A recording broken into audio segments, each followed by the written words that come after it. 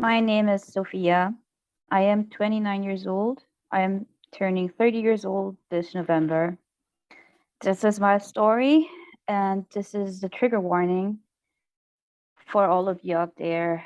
My story will contain topics such as mental health, abusive family situations, suicide, sexual assault, um, substance abuse such as alcohol and tobacco, I guess, cigarettes, self-harm.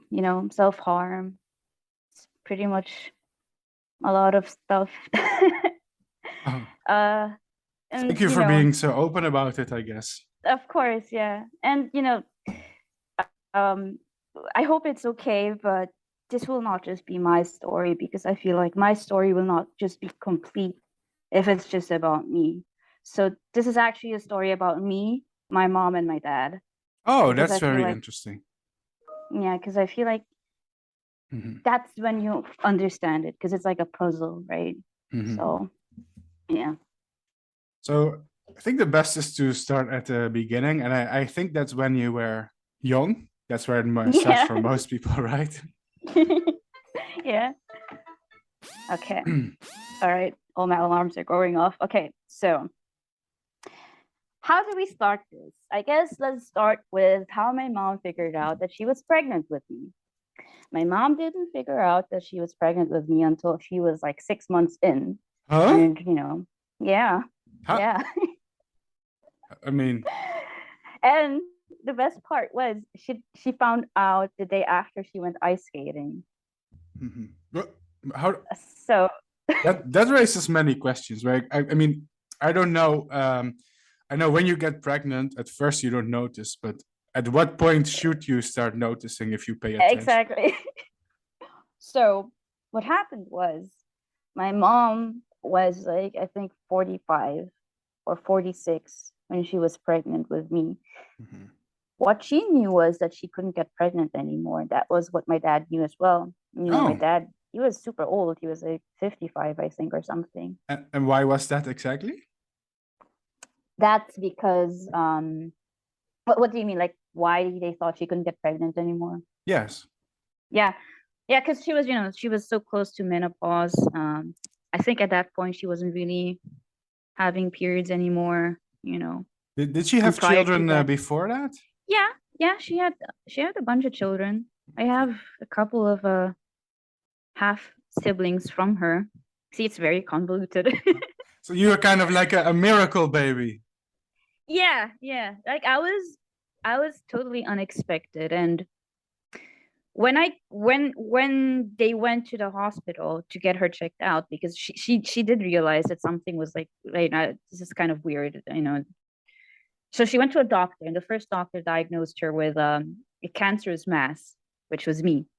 So his his suggestion was like, you should get that cut out. It's cancerous. You can die from that. Oh my God. And and then she was like, wait a minute, it doesn't feel like cancer. I don't think this is cancer. So she went to another doctor.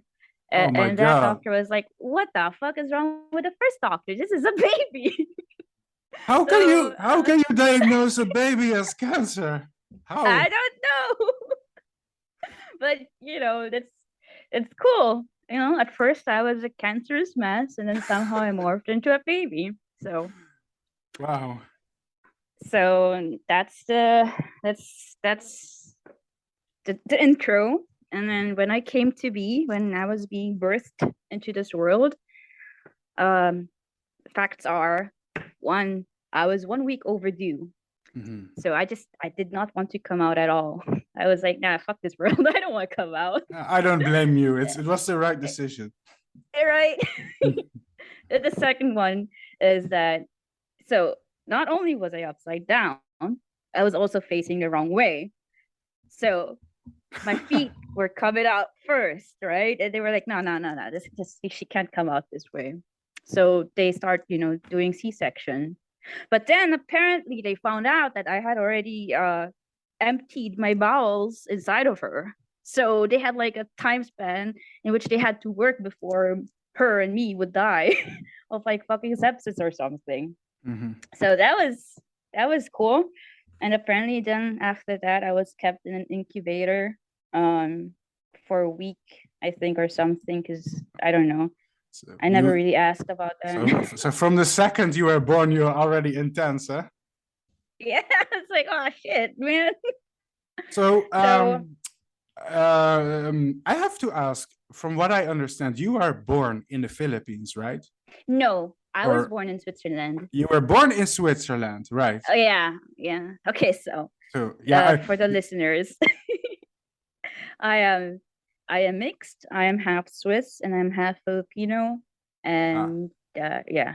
So just so you have that yeah, context yeah. going on. The reason I wanted to know is because I think what country you are born in, Mm-hmm. it matters, like the quality of healthcare, the quality Oh of yeah. of doctors that you get. So that's a good Oh thing. yeah. I like to think about that, Yeah. because But in some countries you don't really get good doctors. So no, man. It's I'm lucky because here in the Philippines where I live now, um just just just to support what you're saying, we have things here called lion clinics. So lion clinics are just clinics where you birth without the supervision of any equipment or, like, doctors. Like, there's a doctor there, but it's not like doctor. mhm. It's just like old school midwives. And it's like, if you die, you die. That's it.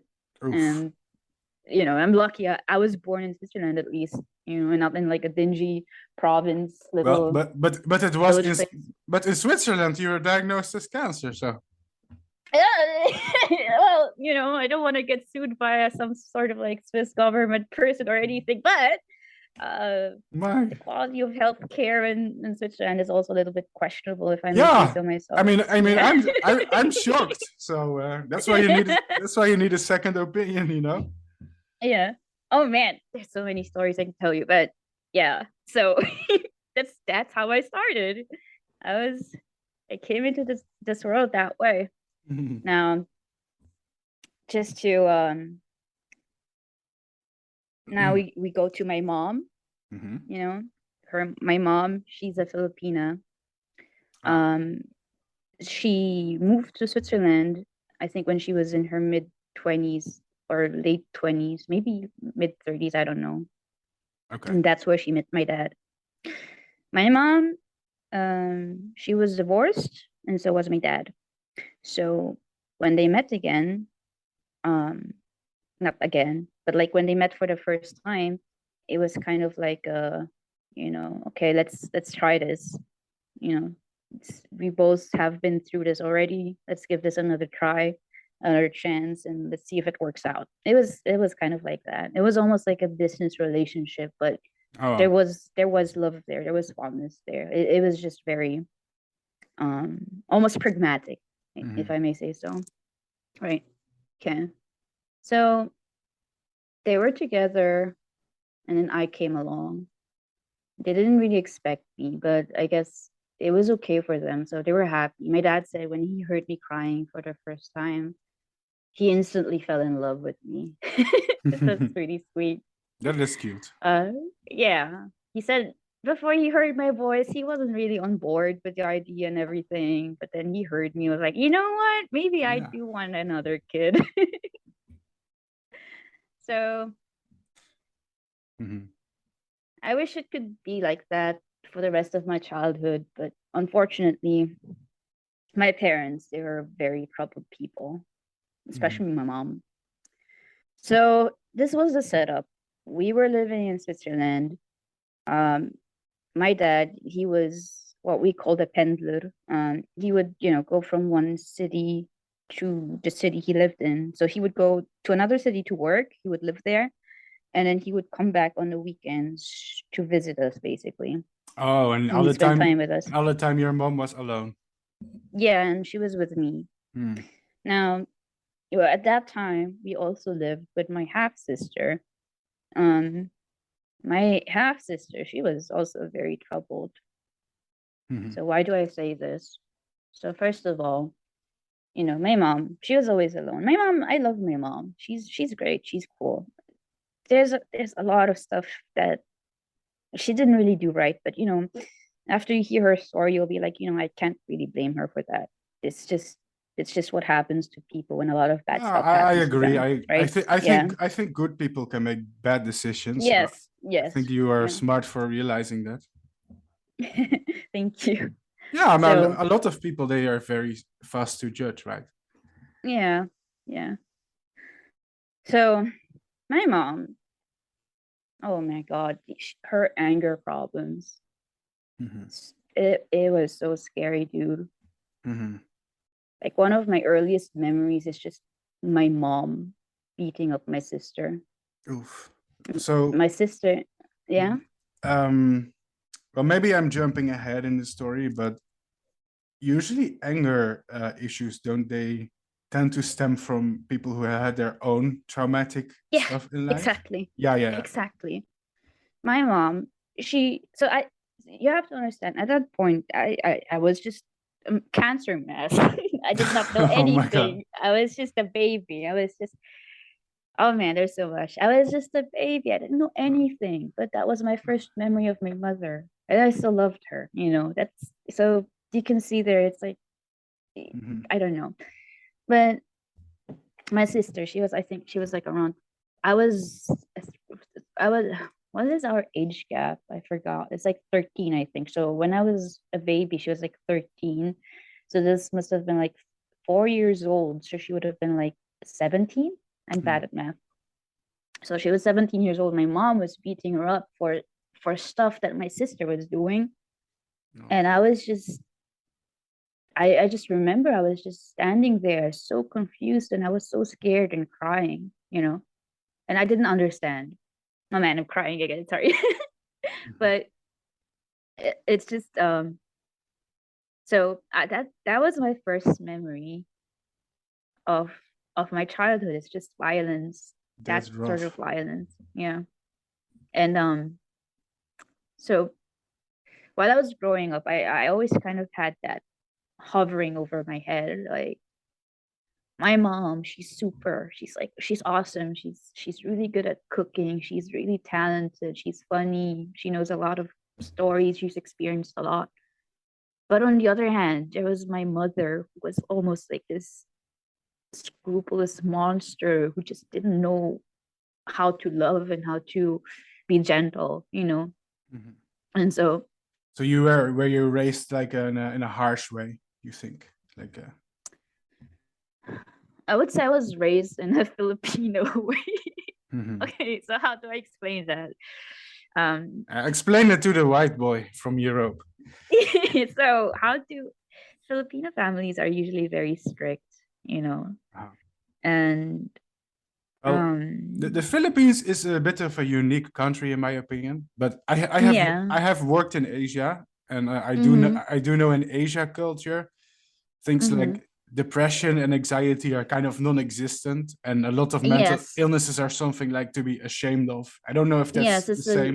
huge stigma. No, yeah, Uh-huh. it's okay.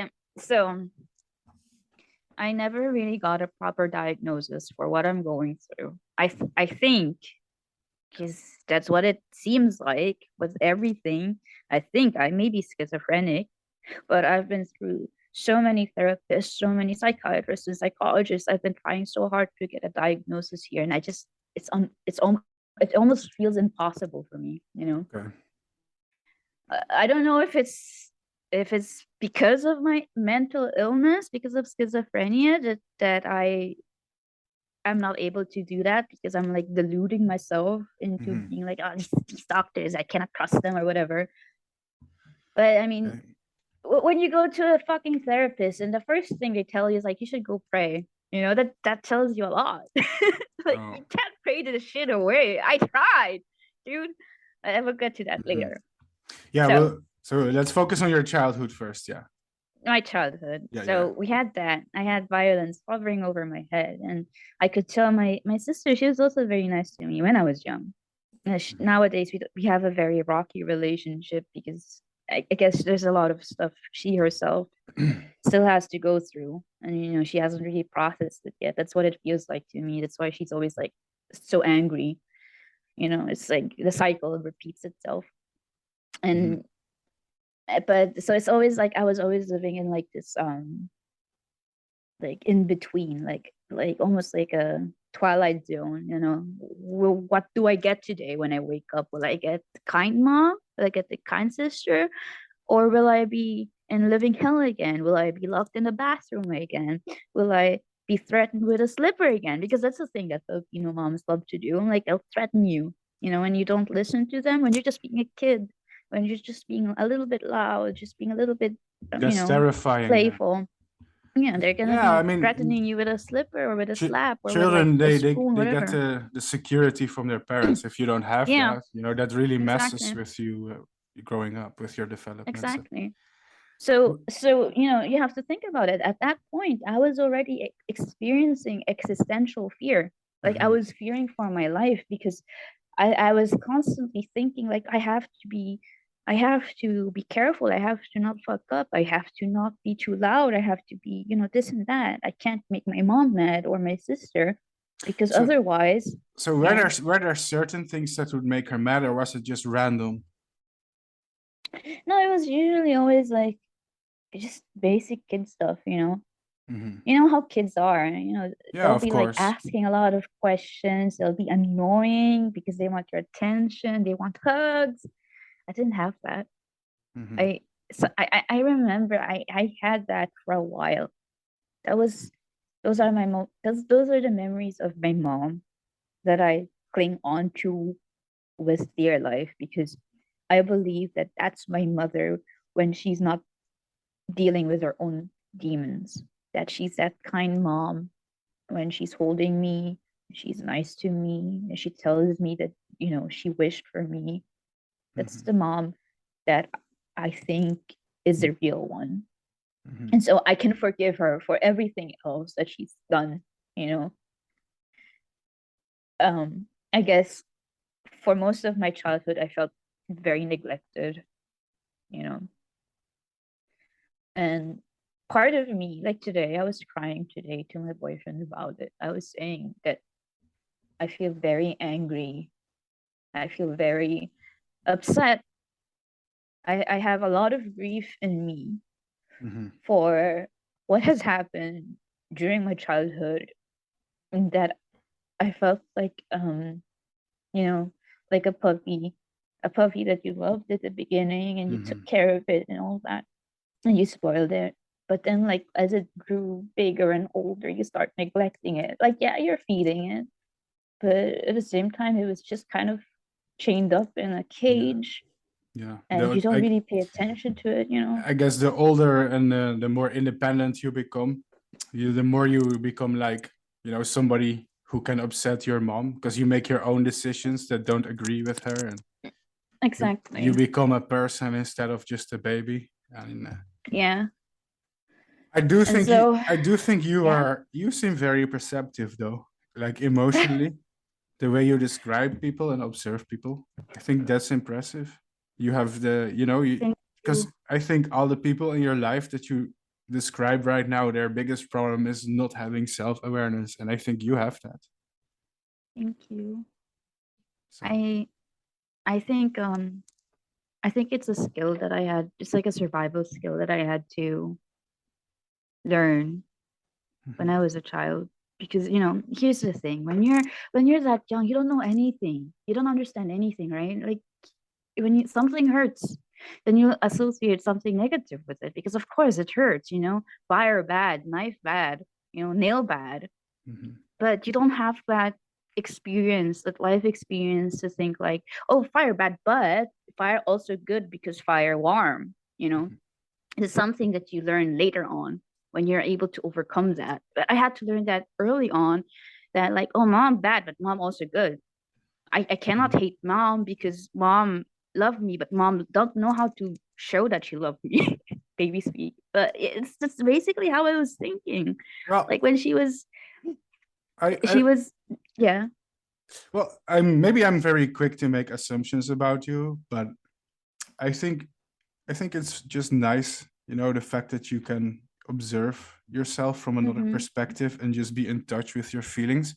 I think most people who are miserable and stuck in their mental health issues are people who are not in touch with their feelings. You know, they cannot look in the Mm-hmm. mirror and they can say, I have a problem. I am unhappy. And Mm-hmm. and when you can say that, you can find a solution. You can try to become happy, you know. And I think, Yeah. and you seem, at least, maybe unlike your mother, you seem like someone who can do that. And that's, in a way, that's beautiful, right? I like that. Thank So you. I try. yeah, it I is. agree with you. Mhm. But And proceed. so I go on a little rant sometimes, but yeah. it's okay. It's gonna be going like that because I think we both are the same, where we just think of something Yeah. that's kind of related, and then we just start. Mhm. I mean, conversations are like this anyway. So, Mhm. so where was I? You Yeah, were I was like young. really young. I was really iterating the pressure and the stress I felt growing up. So the violence, the neglect, the almost bipolar nature of my mother. There's other stuff too, where she would go to the casino and take me with her. I was like, what, 6, 7 years old. To the And then she casino. would, yeah, casino, and she would just leave me at the cafe of the Oh, casino for hours while she wow. was going to play off. And I was okay with it. Because I had that point, I had learned to just dissociate and retreat into my own fantasy world. And I was just sitting there staring off blankly. And then I would have like this waiter come over to me, like really worried, and he would give me like free drinks and be like, where's your mom? What are you doing? What's happening? And like, it's okay. She's just having fun. And I still remember like the way leading up to the game hall, It was like this red carpet stairway. It's kind of big, and then there's like big windows with the sunlight streaming, and it was almost beautiful during the day, except that the fucking boredom that you felt at that point. I wasn't even feeling neglect anymore. When you were a kid, you feel neglect, right? And you're like almost sad and you feel upset at your parents. I didn't have that anymore. I was just blank. That You was g- you get how. you get used to it, I think. Yeah, yeah, I was just at 7 years old. At 7 years old, and it's like I always think about that. Mhm. Something in me probably knew, like, I have to survive whatever this is, and then it's not even that bad in hindsight. It's just that she wasn't paying attention to me and she had her own shit to deal with. But Yeah. I mean, I other mean, people go through really horrible it's shit, but it's like the baseline, right? If you're a child and you get attention from your mom every day, and suddenly she stops, then you notice the yeah, difference. Yeah, you notice the neglect. But if it's never there, you don't notice. yeah, That's normal, right? That's the baseline. exactly, that's correct. Uh-huh. And so and so that was happening, and then at the same time my mental health issues were starting to rear their heads because genetically I am very, very, very, very prone to developing these things. Why? Well, Mr. Bart Coppens, from Mhm. my mom's family side, have so many schizophrenic people. You just fucking go eat a broom if you heard about it. Mhm. My uncle, dad's side, he was schizophrenic. My half brother from my dad's side, he has like really severe clinical depression. Mhm. My half brother from my mom's side, he killed himself, and so on and so forth. Like the amount of tragedy that flows in both of these bloodlines, it's fucking insane. My life is nothing compared to what these other people experience. It's It, crazy. it And is so like, heritable, I think. So yeah, yeah. And so it's like cancer mass doesn't know anything, and then I just get hit with these fucking delusions and hallucinations, both visual and in auditory nature, and at the same time. which age were you when it started happening? I wonder. It started when I was so young. I was like 6, 5, 6 years old. I started seeing people that weren't there, just Oh, standing there, but just like, that's actually very unusual because I'm okay. I'm not a doctor, but from what I know, most people they show the first symptoms of schizophrenia later in life, like in their yeah, in later their in life. twenties. Yeah. Yeah, there's like people who develop it in their early teens, late teens, and Yeah. later on. Yeah. Yeah, so a lot of things. So I But don't know. I don't know if it's schizophrenia or not.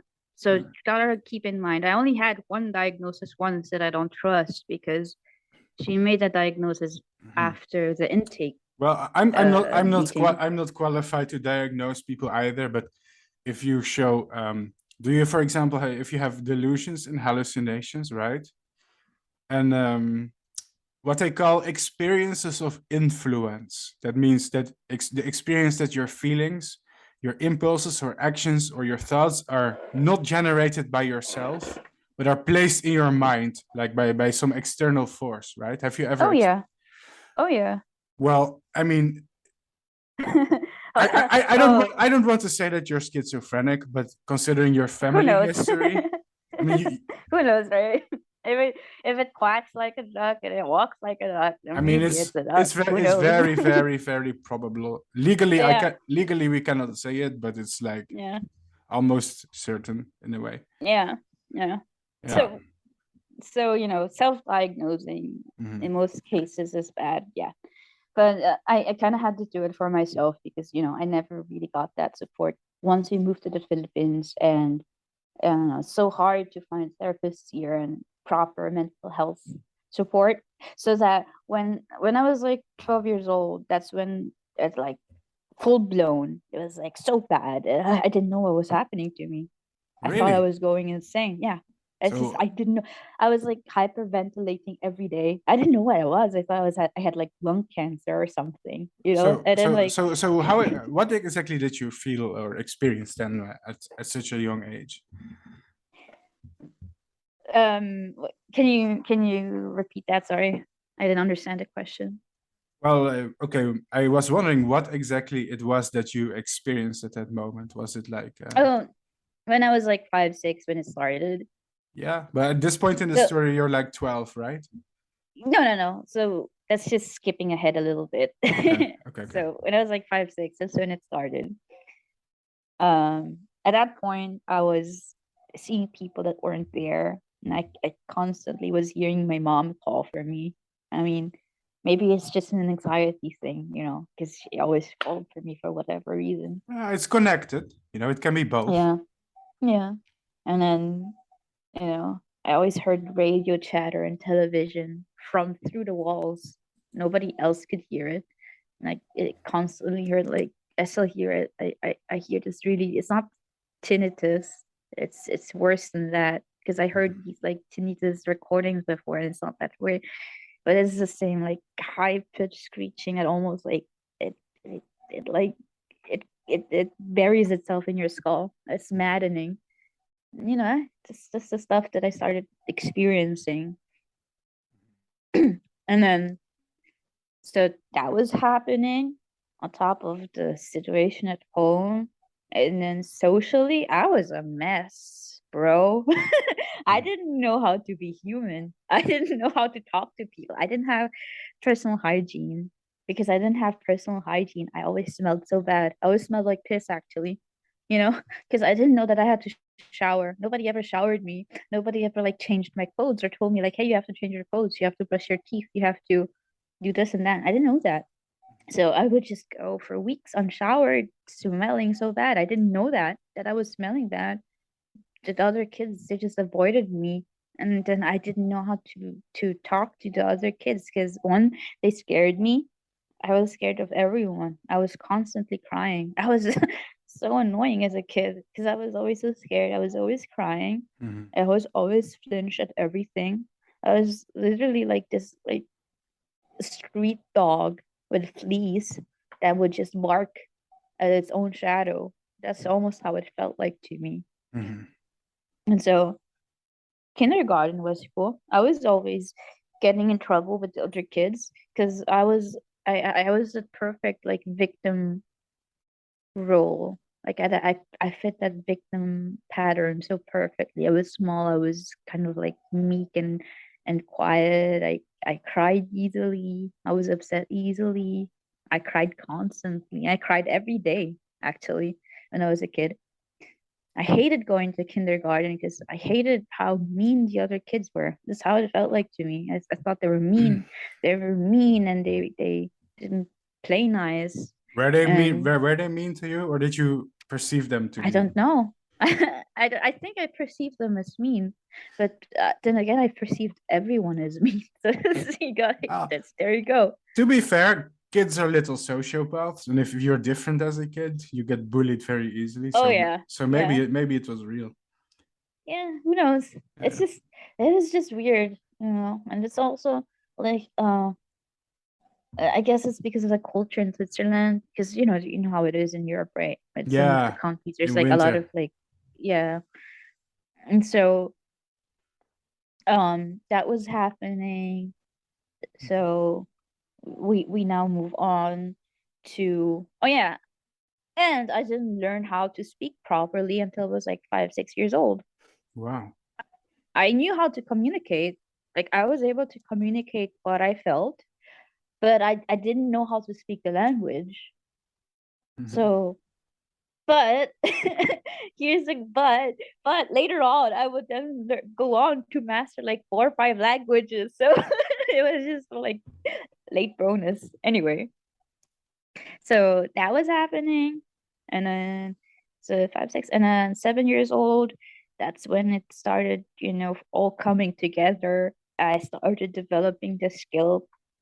Because my mom, what she would do was she would always go out to visit her friends until late at night, her Filipino friends, and they would like gamble and talk and whatever. And Mhm. then I would go with her.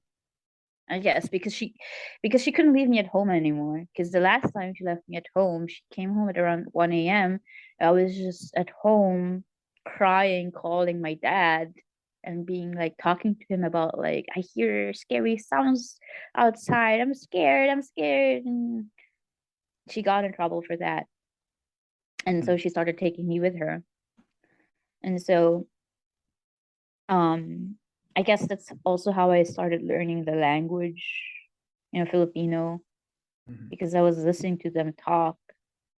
And here's the thing, that's how I got to know my mom.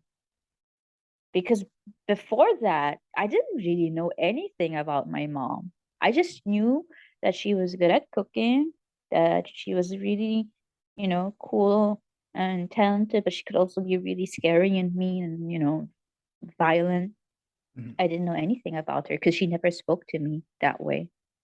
She just, when we were at home together, I was just kind of there and she was just kind of there too, just watching TV. And I wasn't allowed to talk to her. She would get upset really easily.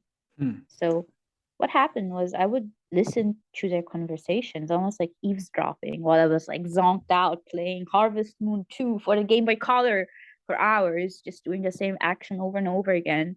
I was listening to them and I would hear her stories, and she would start opening up about her childhood, about her life. That's how I found out that for most of her life, she felt very, ostracized. She felt very um, Mhm. looked down upon by society. How come? And it's because she has, I forgot what the proper term is, but basically her hands didn't form right in the womb. So she has, I'm not sure if this is the politically correct term, but she has disfigured hands. They didn't So form right. kind of deformed. Yeah, Mhm. they're deformed. She doesn't have proper. She has, I think, 2 or 3. Yeah, she has 3 proper fingers on one hand, and on the other hand, she only has one finger, the pinky. Hmm. But then the rest is kind of like not. It didn't grow right in the womb. The same with her toes. People are mean. this They this are. that's just the life lesson of my life. People are mean, and so that's the thing that she was known for. And like, you're the deformed girl, and bullying her like fucking idiots, making her feel like she was worth nothing. Her own siblings told her, "Oh, you're never gonna make it in life because you're just gonna marry a garbage man.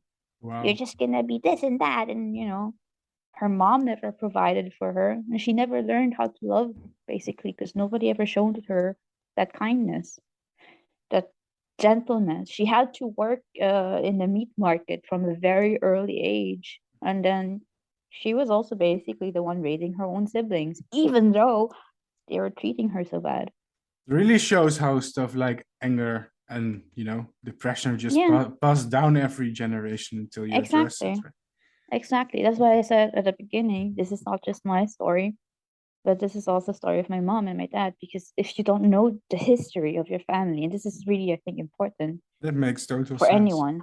Yeah, you have to know the history of your family, because otherwise you will go through your entire life just demonizing them. And I don't think that's healthy. You I know? totally agree with that. Yeah. Yeah.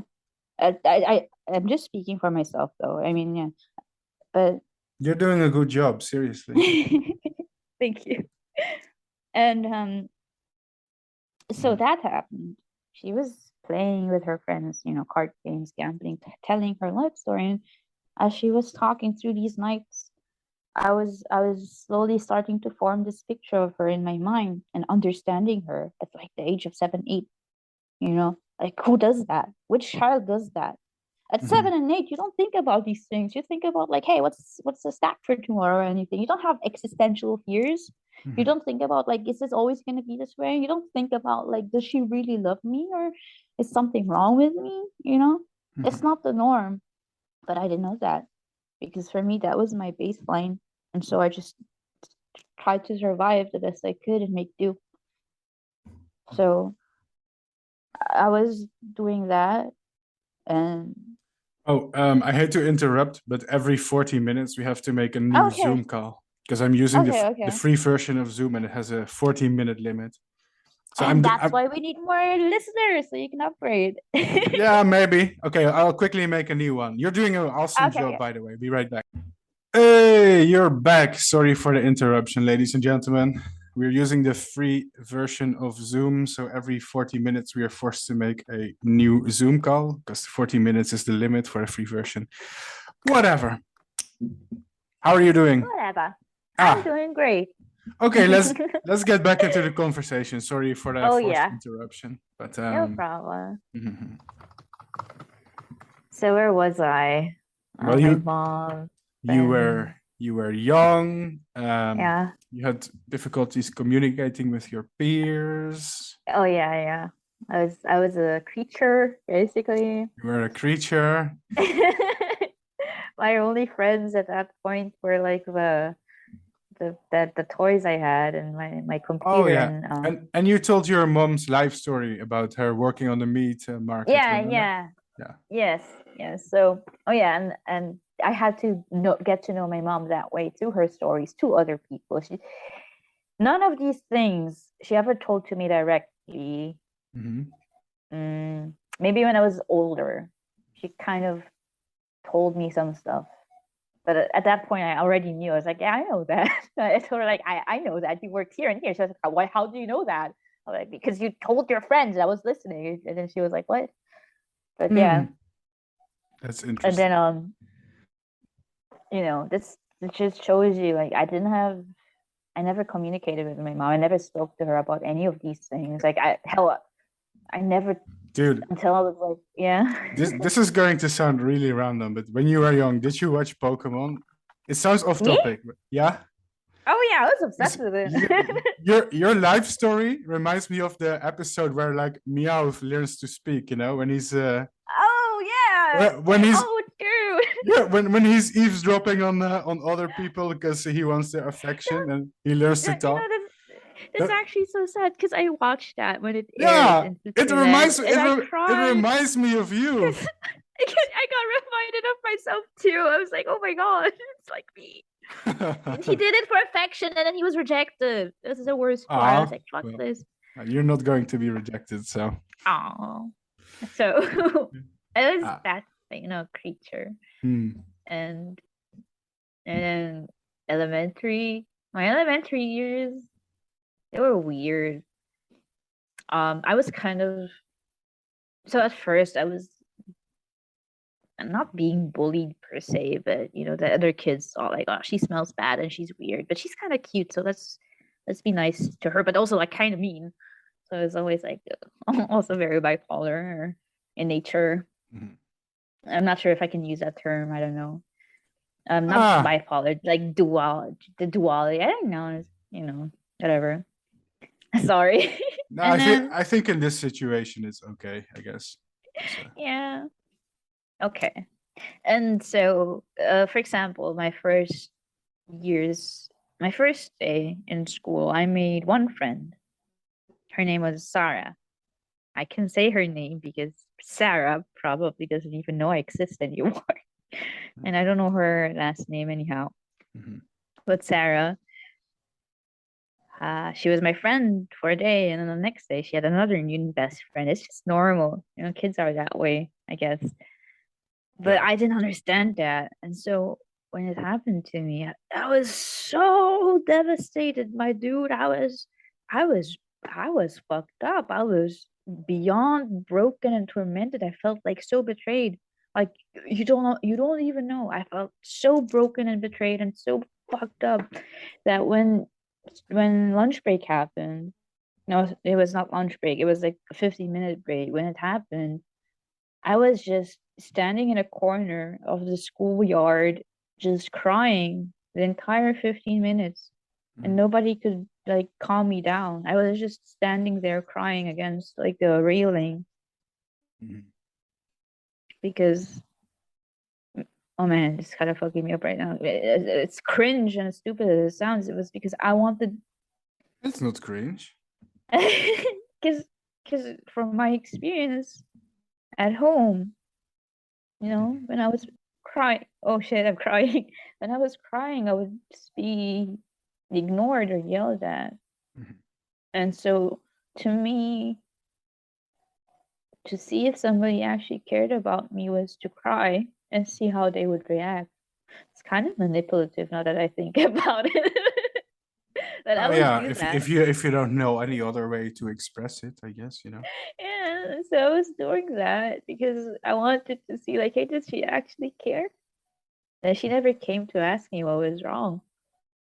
So that fucked me Yeah. up even more, and I cried even more, and I was just being ignored the entire time. And I can't blame them. Like, fuck, Yeah. this weird smelling girl who's just kind of a creature who looks not Asian, not European, is just standing there crying like a fucking banshee. Of Mhm. course, you'd ignore her, right? Kids probably don't even have the emotional intelligence to realize. Exactly, exactly. So that was that was that was something that happened to me, and then later on. So I kind of got used to elementary life. I made a friend, um,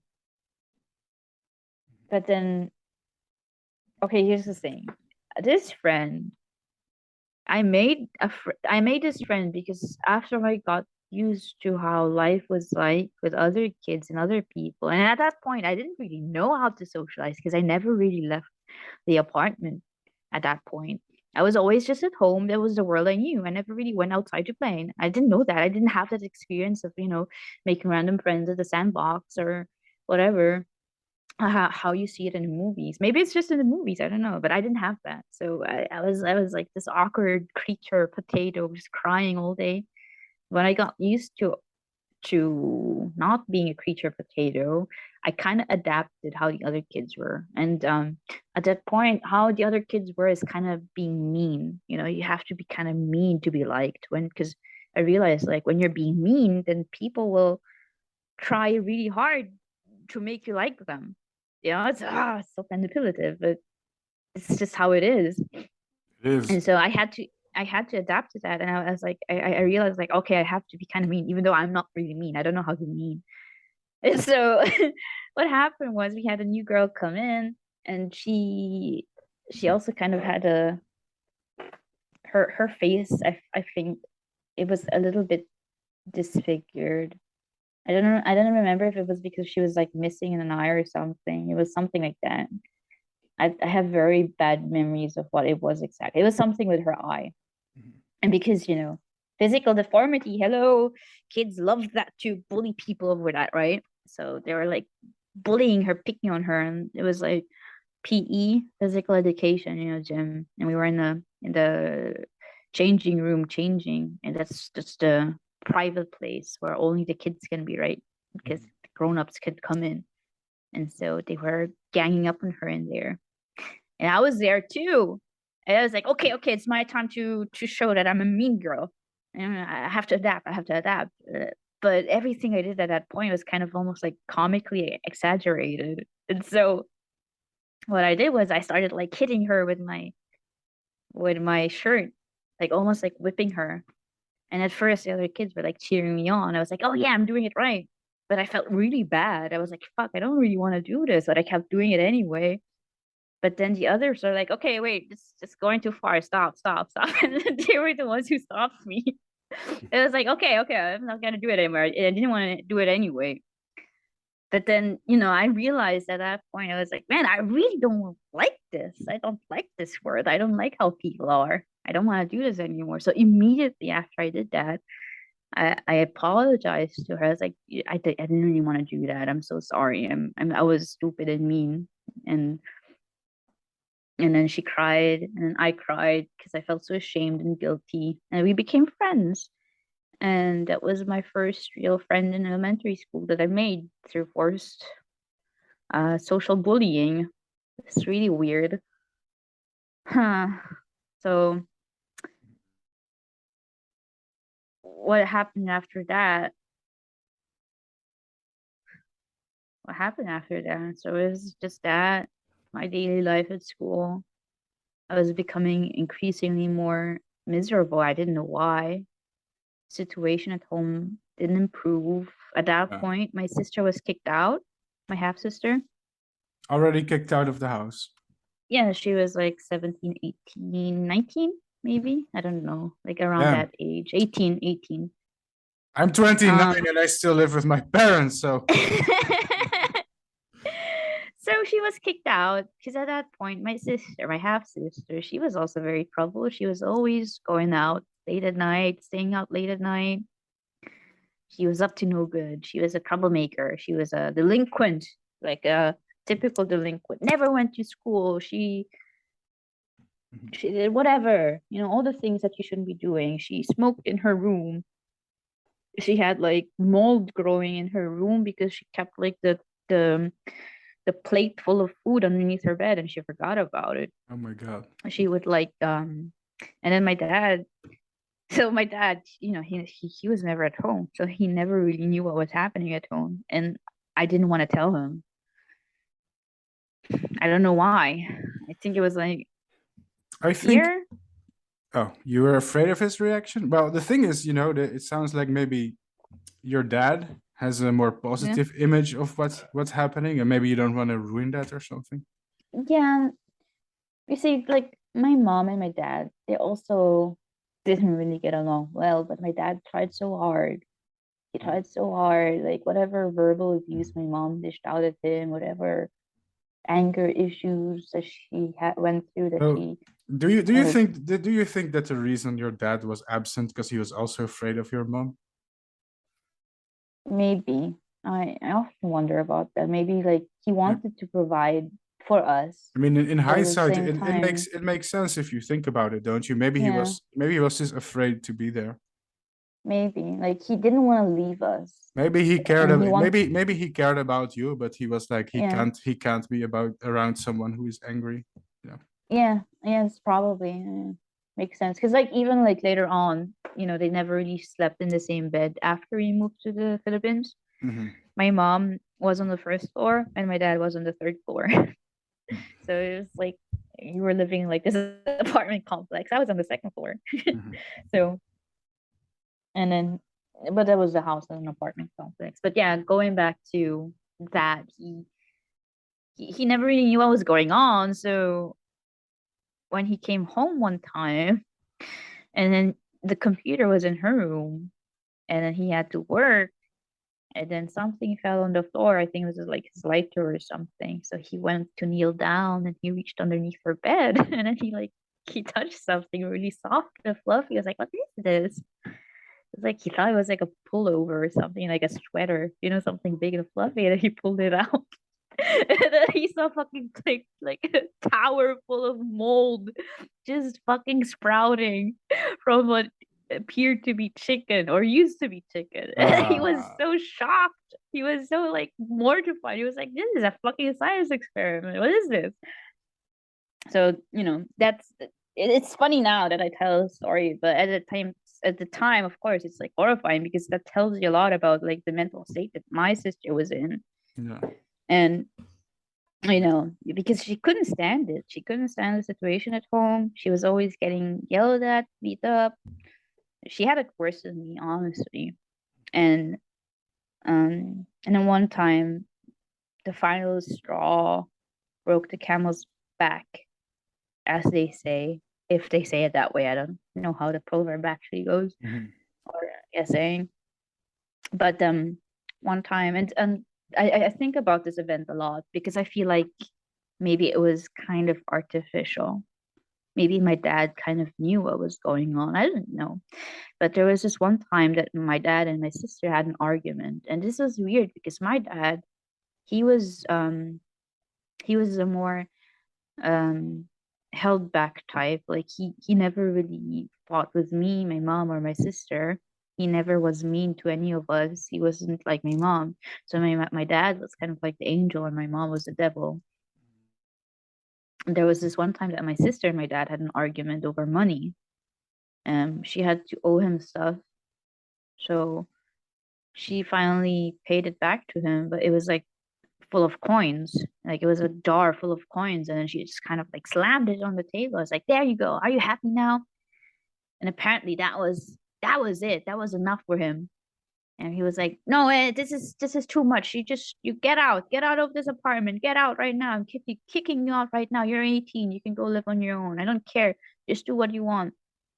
And so she was kicked out, and that also kind of like scared the fuck out of me because that meant I had to be alone with my mom. And I remember she was like packing her luggage, and I was trying to crawl into the luggage because I wanted her to take me with her. It's fucked up. She couldn't lift the luggage because she couldn't close it, she couldn't lift it. She was like, "What the hell is going on?" And then she found me inside of there. I was crying so hard. And yeah, and then she left. And then I think about it a lot because I feel like maybe my dad did that for her, to give her the freedom to go away and make her own life without the control of my mother, which I guess was the best form of love that he could show her, weirdly enough, by kicking her out, essentially forcing her to, like a bird, you kick a bird down so it learns to fly, right? So that was her day of flight. It could have been more gentle, but yes. Yeah. Yeah. So that happened. So it was just me and my mom after that. And it got so much more worse after that. Because now it was just me. And I had to learn to essentially read her mind. Because I had to know, like, oh, today is a bad day. I can do this. Or today is a good day. Did you ever get to a point where you could predict it a little? Yeah.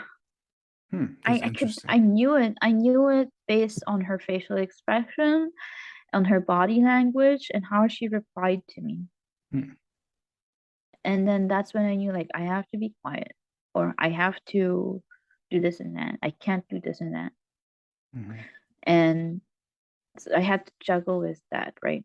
So because I always had like this constant pressure at home and like this violence looming over my head, and I was essentially living like a prisoner. I didn't do well at school at all. I so what happened was I did not give a shit about mathematics. One, because my mom kind of traumatized me about that. Those memes where it's like, do you have a core memory where it's just your dad yelling at you, "What's 3 times 5?" And you're just sobbing at the kitchen table? Yeah, that's me. That happened to me. So it's happened to me with her yelling at me and like hitting me if I didn't know how to answer it. I didn't understand what mathematics. I couldn't understand the concept. You could ask me like, "What's 1 plus 1?" And I would be like, 11. Because logically it made sense to me, right? Because you're just putting numbers together. I didn't know what addition was or subtraction. I didn't understand those concepts. Why? Because nobody really explained it to me. I never had to encounter them organically in my life. Wow. So it took me a long time to understand that. So multiplication to me to a lot of people, there's like math wizards who just instantly know, you know. I couldn't do that. I still have to like use my fingers when I try to multiply because it's just the fear of numbers is so deeply ingrained in me. Why do I tell a story? Well, because in elementary school, when we were doing the multiplication tables, what did I do? I just drew on a fucking table, like on a paper. Because they were like, okay, fill this out. I'm like, okay, I'm filling it out. And filled it out with drawings. Hmm. And they're like, this is not what you're supposed to do. I'm like, well, you didn't tell me that I was supposed to do fucking calculations. I didn't want to do it anyhow. It was like, why do I need to know this? We have calculators. I knew what calculators were. I was like, why do I have to learn how to do this if we have calculators? Well, because what if you don't have a calculator? But I mean, it's impossible. You have calculators everywhere. So I was always like, kind of like at that age, I was like always reasoning myself out. I was bad at school, but I was very good at reasoning myself out of bullshit, which charmed some teachers. And with other teachers, they were like, she's a fucking sociopath. You're so good at manipulating people. It's like, no, I just have my own terms that I live on. And I say it now laughingly, but it's more like I don't know. It kind of sometimes felt like I was a blind person trying to figure out the world because there were so many things that I didn't understand organically, or even like even when they were explained to me, I was like, this doesn't make sense to me. And then so that happened. Now we're like 7, 8. Okay, now 8, 9. That's the age where I start my decade-long era of being an online queen. That was And my first foray into the internet. And so this is like this. It was like this. At that point, my sister had long gone. I still saw her sometimes, but she had developed her own life, which also felt like a form of rejection to me. At that point, I started learning how to shut off my feelings and how to detach myself from people. Because I learned that if I detach myself from people, if I don't attach myself, I don't form that attachment, then I can never feel that sense of rejection, right? Like how I yeah, felt it with my mom, with whoever else. So, I don't know if stoic is the right term, but I learned how to become stoic, yeah, basically. maybe a little bit dissociated or something. Yeah, Something dissociated. Yeah, like the that. whole dissociation started, the realization, all that. Yeah, that started. And then so I was at home at that point. I had my friends that I saw. My one is my real friend that I made at school. And then I had these friends that only I could see that I still have until now. I think you're familiar with them, right? Like M- Snow and Chise. Yeah, kind of like imaginary friends. Yeah, except they're not imaginary to me. They're very real to me. Mhm. Um, so I had those, but it wasn't enough because it was like I kind of am aware that it's just imaginary, but the physical aspect, was missing. Yeah, So I had my toys. I would spend hours just playing with them, making like fantasy stories up with just like, you know, rag dolls, whatever. Mhm. And then that's when I started getting into the internet because I remembered my dad, whenever I visited him at his apartment at his city where he was working at, he would he would show me the internet, and we would like look at Sailor Moon websites, fan pages. I remember that, and other stuff like that. And then we while we were doing that, he somehow caught himself a virus, and so he had to work on that for the rest of the night, which was funny. So um I remembered that. I was like, hey, internet exists. I know that you can see a lot of stuff on internet. So I called my dad. I was like, hey, how can I get on the internet? And at that time it was still the modem that you had to use.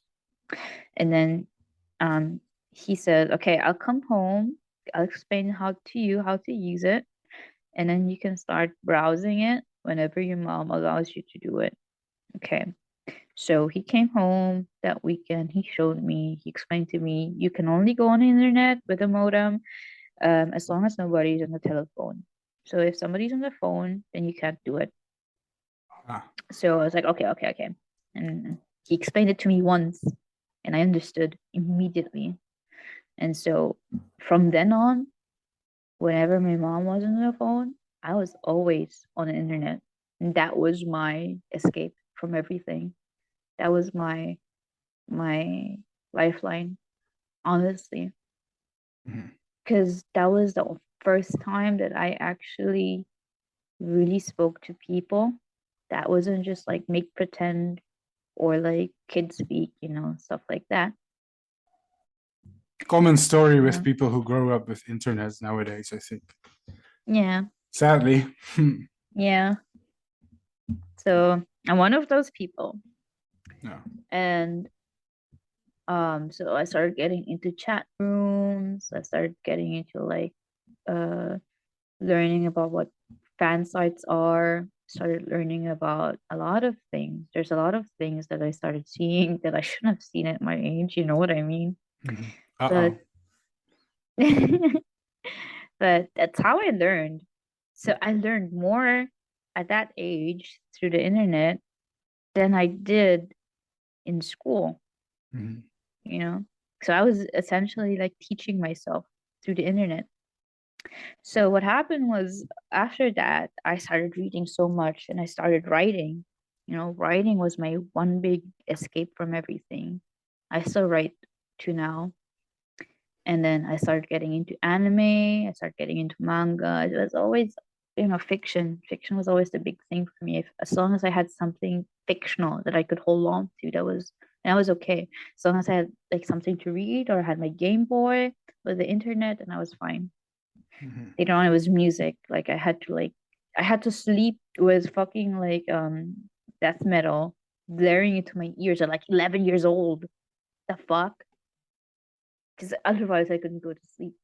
Mhm. Anyway, so I had that happening to me at that point for the 8, 9, like 10, 11. I was just drowning everything out.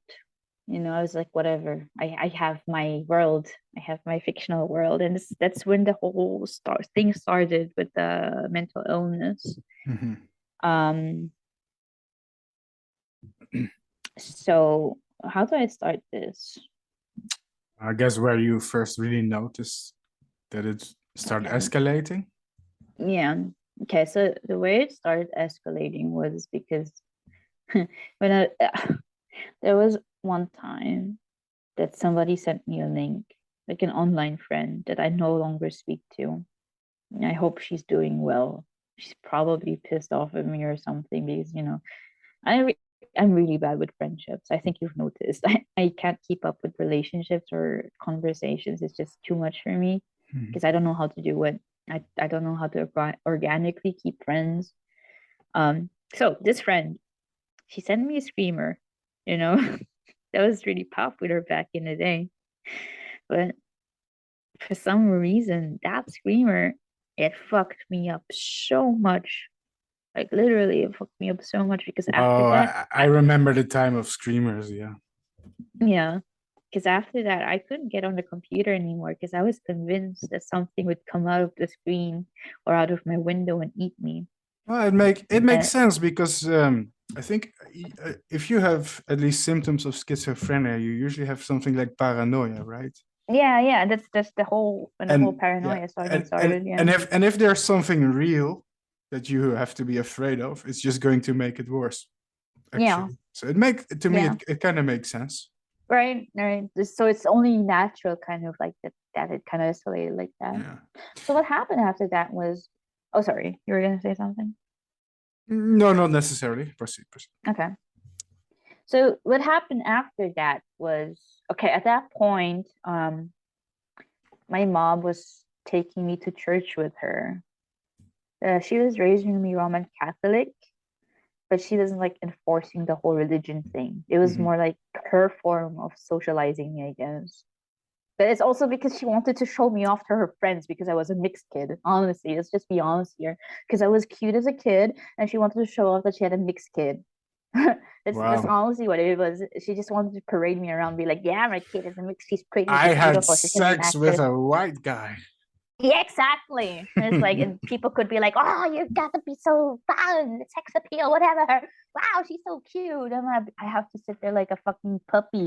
That's why I felt like a puppy for most of my life, like a doll. That's why I'm probably so obsessed with dolls now, because I felt like a doll for most of my life, that I couldn't make my own decisions. I didn't have autonomy over myself or my body. I always had to depend on someone else for my survival. I never felt independence. Um, I always had to be so fucking loyal, and it's just her puppy, her pet child, her pet doll, whatever. So she always brought me to church with her, and that's kind of when it started, the whole thing. So for example, every Wednesday we would go to Bible study, which is also funny because I was actually listening and I was like arguing with the fucking pastor, not pastor, the monsignor that we had. It's like the priest, whatever, the father. I would argue with him. I was like, hey, like one thing that I argued with him about was like, he was talking about how the usage of witchcraft is not condoned by the church. I was Oh like, my. but I was like, but what about the witches of old times? Like they help people give birth, and what if reading cards can actually help someone and all that. And then the funny thing was, he was kind of agreeing with me, but he couldn't really say it outright. He was like, you make a You're a good little point. witch. Yeah, I am. And then um so that was happening. But one thing I always remember is like, so we were in this room. It was like kind of like on the lower floors, and then the walls were made of glass. So when it was night, it was just pitch black outside, and I always had to sit with my back against the glass walls because I couldn't look at the darkness, because I always saw stuff in the darkness, and I couldn't express that to my mother, because if I did, then she would just, whatever she did was way scarier than whatever I was seeing. And so I had to just live with this constant anxiety the whole time of of wondering, like, is it coming closer? Is it gonna kill me or eat me, or what's happening? Because I felt like I was constantly being watched. I felt like there was something out there to get me. I had like these visions, these hallucinations, I guess, of people coming into my room through the window, and stuff. Like, I would wake up and I would just see lizards everywhere, covering every inch of my room, myself, everything, stuff like that. And then, so some months passed, I started getting like over the fucking screamer, and I was getting courageous again and stuff. And then, so I went on a 3D anime chat program. And that's when I met two people, a couple who claimed to be Satanists. And I knew what Satanism was at that point, but not really. But they were like the fake Satanists who were claiming to, uh, what is it called? They want to be edgy. Sacrifice. Yeah, they're like the edgy kind. Like, we sacrifice animals and eat blood, that kind. And we curse people for fun. It's like the fake kind.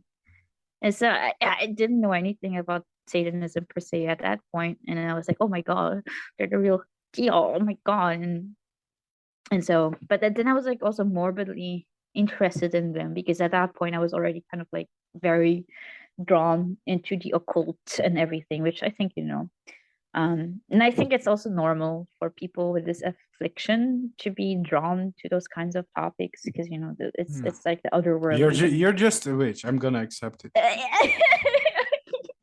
Love you. And so that happened, and I was really drawn to them. I was like, oh, you can do that, okay. But then they got so annoyed at me because I don't know, because I was a child. I was 12. No, I was 11. I was 11 at that point. How old were these people? And they were like 20. They're in their Something. 20s 20s. talking to a Yeah. 12-year-old. Oh my God, you know how the internet was before. There's fucking weirdos everywhere. I even spoke to an actual literal pedophile when I was that age, and I didn't know what a pedophile was at that age. Oh, oopsie. That was also something else. So, but these guys first. So what happened was these people, they were at some point they started like whispering DMs, PMs at me, like direct messages, and they were like, that's normal I to still send a 12-year-old, yeah. right? And I still remember what it was in German. What was it? No, actually, I don't remember it word by word, but it was something. Oh mächtiger Satan der Dunkelheit, wir geben dir dieses Kind als Opfer. Something like, you know, the mightiest mighty of Satan. We give you this child as a victim, as a sacrifice for you to eat. I believed it. I believed it so hard. I was like, that's not even subtle. Yeah, it's just like fucking edgy and stupid. But I believed it. Dude, as embarrassing as it sounds, I was so convinced that they had cursed me. Like you can't even you don't even know how much I believed it. I was so convinced. I was like begging them, crying and shaking. I was like, "Hey, can you please undo this? Because I don't want to die. I don't want to make my mom sad." Like I was literally begging with them, and they probably were like just laughing their asses off, and like, "Okay, okay, what you have to do is you can't sleep before midnight, otherwise you die." Oh. Man, I had never slept after midnight at that point. But that day I stayed up. I stayed up after midnight. And it sounds funny now, but it's fucked up. Yeah, it's fucked up. I've developed such a bad depression after that. It's crazy. It's super fucking crazy. Like I could not sleep before midnight any longer. For years, I would just stay up until midnight and then go to sleep. And it fucked me up so bad because I was always sleep deprived, but I could never tell anyone. Like the shame was too big that hey, I got cursed. Even though it was a fake curse and it was so edgy and stupid, but I believed them. And it was like that with other stuff too, like chain letters. Oh my God. Chain letters were the worst because I started recognizing them just from the first line. And when I recognized that it was a chain letter, I would just immediately have a panic attack there and then. No, nothing about it. No, I didn't even have to see it the whole thing. I would throw up in panic and fear because I was convinced that just reading the first line was enough. I would always do whatever the chain letters asked me to do as well until I like started recognizing them. And it's like the first line, and then I would just have a panic attack and I would tell myself, okay, that's the retribution that I have to do so that I don't get cursed. But I'm safe otherwise. And it's like I started doing these like little weird rationalizations to myself with whatever I was experiencing. And then I started believing that I wasn't human. Actually, I still believe that that I'm not human. I'm a cancerous mess, right? But no, at that point, it was like I had diary entries from that time. I was like, yeah, I'm an angel sent on earth, and that's why I have to suffer this much because I'm being purified in the name of God, stuff like that. It was so bad. It was like, but it wasn't just bad because that's when I started making really beautiful experiences too, especially with my dad. Because my dad, he's also kind of like a little bit eccentric. My dad, he loved bringing me to old places. And that was later on when I was a bit older, like that age, 11, 12. He'd bring me to old places in Switzerland. He brought me to the mountains, like the Alps. He showed me like cows and stuff like that. He had me eat horse steak. I still remember that. He brought me to old churches. My mom also brought me to an old church. in Switzerland, and I fell in love so hard with the place because it was in winter. And I still have dreams about it, even though I'm not like Catholic anymore, whatever. I still have dreams about that place because it was like that the halls when you went inside, it was so cold, but in my mind, that coldness translated to purity almost, like holy dignity, holy holiness, You should be a basically. writer, I swear. I am a writer. You tell it so vividly, man. That's kind of nice. Thank you. You know, and then I started, and then when I was in that hall, in that church hall, there were so many people there, so many devout people, and I thought that was beautiful that people come there to express their faith in something unseen. And I really like, I really like that idea of having faith in something unseen. That touched me so much because I understood that innately. That was something that I understood organically. Okay. We have to have a little cliffhanger because we have to start a new meeting. Hold on okay. hold on to these thoughts, okay? So we can jump back Okay. Be right back. Be right back. Be right back. Welcome back. Hi.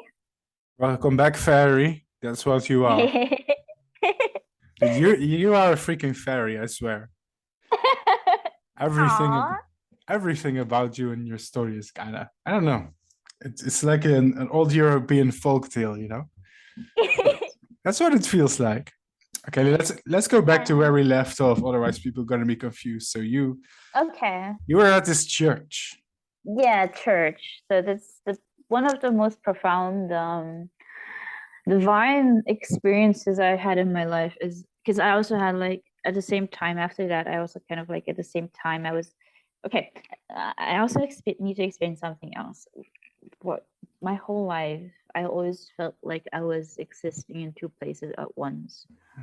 Here in this waking life, but then I also exist elsewhere, somewhere unseen, And when I walked into that church with my mother, because at that point I was like already very broken, very depressed, very, very, very mentally unwell. But I walked into the church and it was one of the most profound experiences I had because just the calmness that I felt from everyone around there and the place itself and then the season because it was winter.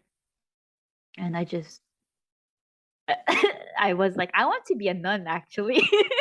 Not because I believe in God per se, but it was that sensation of just peace, just being at peace where it's okay. Like it doesn't matter who you are. Because that's what I saw, right? There were like so many people, so many like different classes and races. They just all came together to that church. It was like this big monastery, I guess. Yeah, it was a monastery. And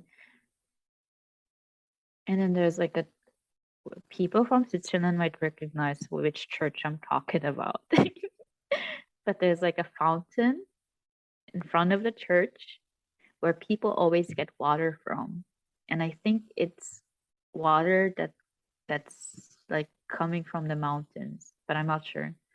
And people always get water from there and drink it. And they say that that's miracle water because if you drink it, then you'll be cured of your illnesses and this and this and that. And of course, I was like the schizophrenic little cancerous mess. I was like, oh my God, I believe in that. But it was more than that. It was just that profound, unwavering, blind belief that this water, this ordinary water, that it could be something so profound and divine and miraculous. That's what transforms it. That's what I understood in that moment. It kind of sounds like the place where you feel the best is when reality kind of aligns with your fantasy.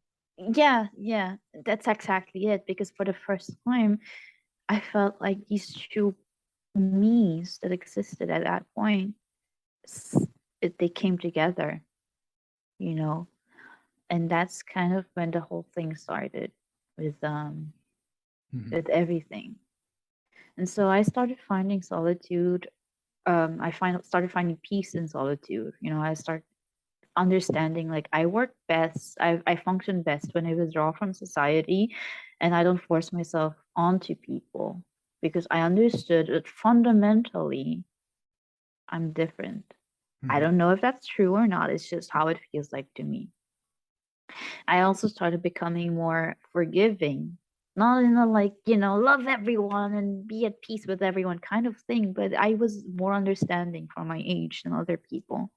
So much so that um I was even understanding with the people who I should have hated, because I always understood somehow, oh, it's because it, their pain comes from this place of pain. And You seem because, very good at it, yeah. yeah, thank you. You're And kind of a therapist in your own way, I think. I think so. I think so. I had to play therapist for a lot of people in my life, honestly. Not because I had to, because I want to. It's part of that whole belief that I am. Is it okay to say? Counts a little. It sounds a little bit conceited and cringe, but I really mean it. I mean it very genuinely, that I do believe that I come from a divine origin, and that I'm here to share that. I'm a bit embarrassed to say. I don't know why it sounds so cringe and bad. Saying it Well, in public. I don't think I believe in gods or magic, but if I did, you're the first person I would believe it from. Oh, thank I think you. so. You mean, it's kind of, you have this kind of very interesting connection with fantasy, I think, where it almost becomes real. Yeah, it's I've had that experience a lot in my life. Like some of the things you see, that even if they are hallucinations, the way that they impact your life, it just becomes real. Yeah. You're a fairy tale, I think. Seriously, you're just like the human embodiment of a fairy tale. That's what I'm hearing. I think so. You. Okay. Here's why Sophia. Let's talk about Sophia. It's how I call myself, Sophia. It's not actually my name, but when I was young, I asked my dad once, "Hey, if my name wasn't my name, what would you have named me?" And he looked at me. He looked at me with, because he had a way of looking at me when he was about to say something that he really meant, without bullshitting or being jokey or whatever. And he looked at me that way. And he said to me in all earnesty, he said, "Sophia." And I started laughing at him because I was like, "What, Sophia? That's such a stinky name. It's such an old woman name." And he just like laughed too. And I was like, "Oh, you think so? Okay. I think it's a beautiful name." And then it was only this year that I started making a connection with that name, because it's, Sophia is the name of agnostic figure from Gnosticism, where she's kind of like, she's the reason why everything exists, because she made the demiurge, she made Yaldabaoth on her own, which is not something that she's supposed to do as an Aeon. And but Yaldabaoth, he was informed right. He was kind of like, he was described as an abortion, and so she was ashamed of what she had made, and she didn't want anyone else to see it. So she hid him away in a cloud. Inside a cloud, he gained self-awareness and sentience, and because he was alone, he was like, "I am the highest being ever to exist," and he started making this place that we live in now, this realm. And then the other aliens found out anyway, and they were like, "You kind of fucked up." And so they sent Sophia to live in the realm that she indirectly created, without any memories of who she was or what she was. And so the whole story of Gnosticism is also, her finding herself again and regaining the divine divinity of herself. And I I relate to a lot to that idea of being trapped somewhere that I don't feel like this is where I was supposed to be. I was put here, I feel like. And now I'm just trying to figure out how to be human and and navigate reality with my reality almost. I don't know. It's getting a little too metaphysical I or whatever, magical. I think that Sophia can find a place where she can belong in this reality too. Yeah. You think Maybe so? I think so. Maybe a little bit of both. I'm we're not at the end of my story yet that I wanted to say, but I'm gonna give you guys a spoiler, and then I just want to say that I do feel like I'm starting to find a place here. It and I'm that's happy that's for also that. the main. I think Thank I think you. you're someone who belongs here for sure. It's despite everything, I do think it's a beautiful place. You It's know. hard to find people to relate to sometimes, I think, but Mm-hmm. it doesn't mean you don't belong here, Mm-hmm. right? Yeah. There's a little place for everyone, I guess, but it's hard to Yeah. find it. I think so. And even if I don't know, I like to imagine that even if people don't find it while they're alive, then at least I am 100% sure in death, that death is a beautiful, calm, loving concept, idea. It's to me, it's like a mother. When you die, you go back to that mother and she will accept you no matter who you are, what you've done. And she'll accept you back and be like, welcome home. You can rest now with me and you can tell me all about your stories and you can cry as much as you want to and you can laugh as much as you want to and I'll be there for you. And Sounds like what we're um doing right now. yeah. And yeah. Sorry, I kind of went off track there. I No, no, no, tend it to was ramble. nice. I liked it. Hmm. Um, so yeah, that was that. Um, my first experience with that. Started developing these ideas about being divine. I had that connection with Sophia from an early age. And then other stuff happened. Yeah, it was it was starting to get more and more. I had these moments of peace basically where I felt like I could find myself in fiction. When I was in that unreality, that's when I felt most at home. Like for example, Serial Experiments Lane. I watched that when I was 11, and then I was like, oh my god, it's me. It's just me because I was the same age as her, and I was also like obsessed with the internet, and I had these ideas of being this divine thing, like this Serial Experiments Lane is about the coming of age of a goddess. It's basically what the story is, and she comes to term with it, and then when she comes to terms with it and she realizes what she is, she decides to erase herself from everyone's memory so that um, only the essence of her remains, not the idea of other people, which was kind of like, because when people knew her, right, then it made all these other versions of Lane. And then it's kind of like the belief in God. All these people have like their own beliefs of God, which makes a new idea of God, which gives birth to a new concept, almost like a tulpa or like an egregore, and she realized that and she was like, I'm gonna erase myself so that only I remain. That's why at the end she was reverted back to a child, which is like the idea of like the purity of a child, like the innocence of that. And I was like 11, 12. I was watching that. I stayed up until like 3 a.m. at my sister's place watching that. I was like, oh my God, it's me. Like I thought that unironically to myself.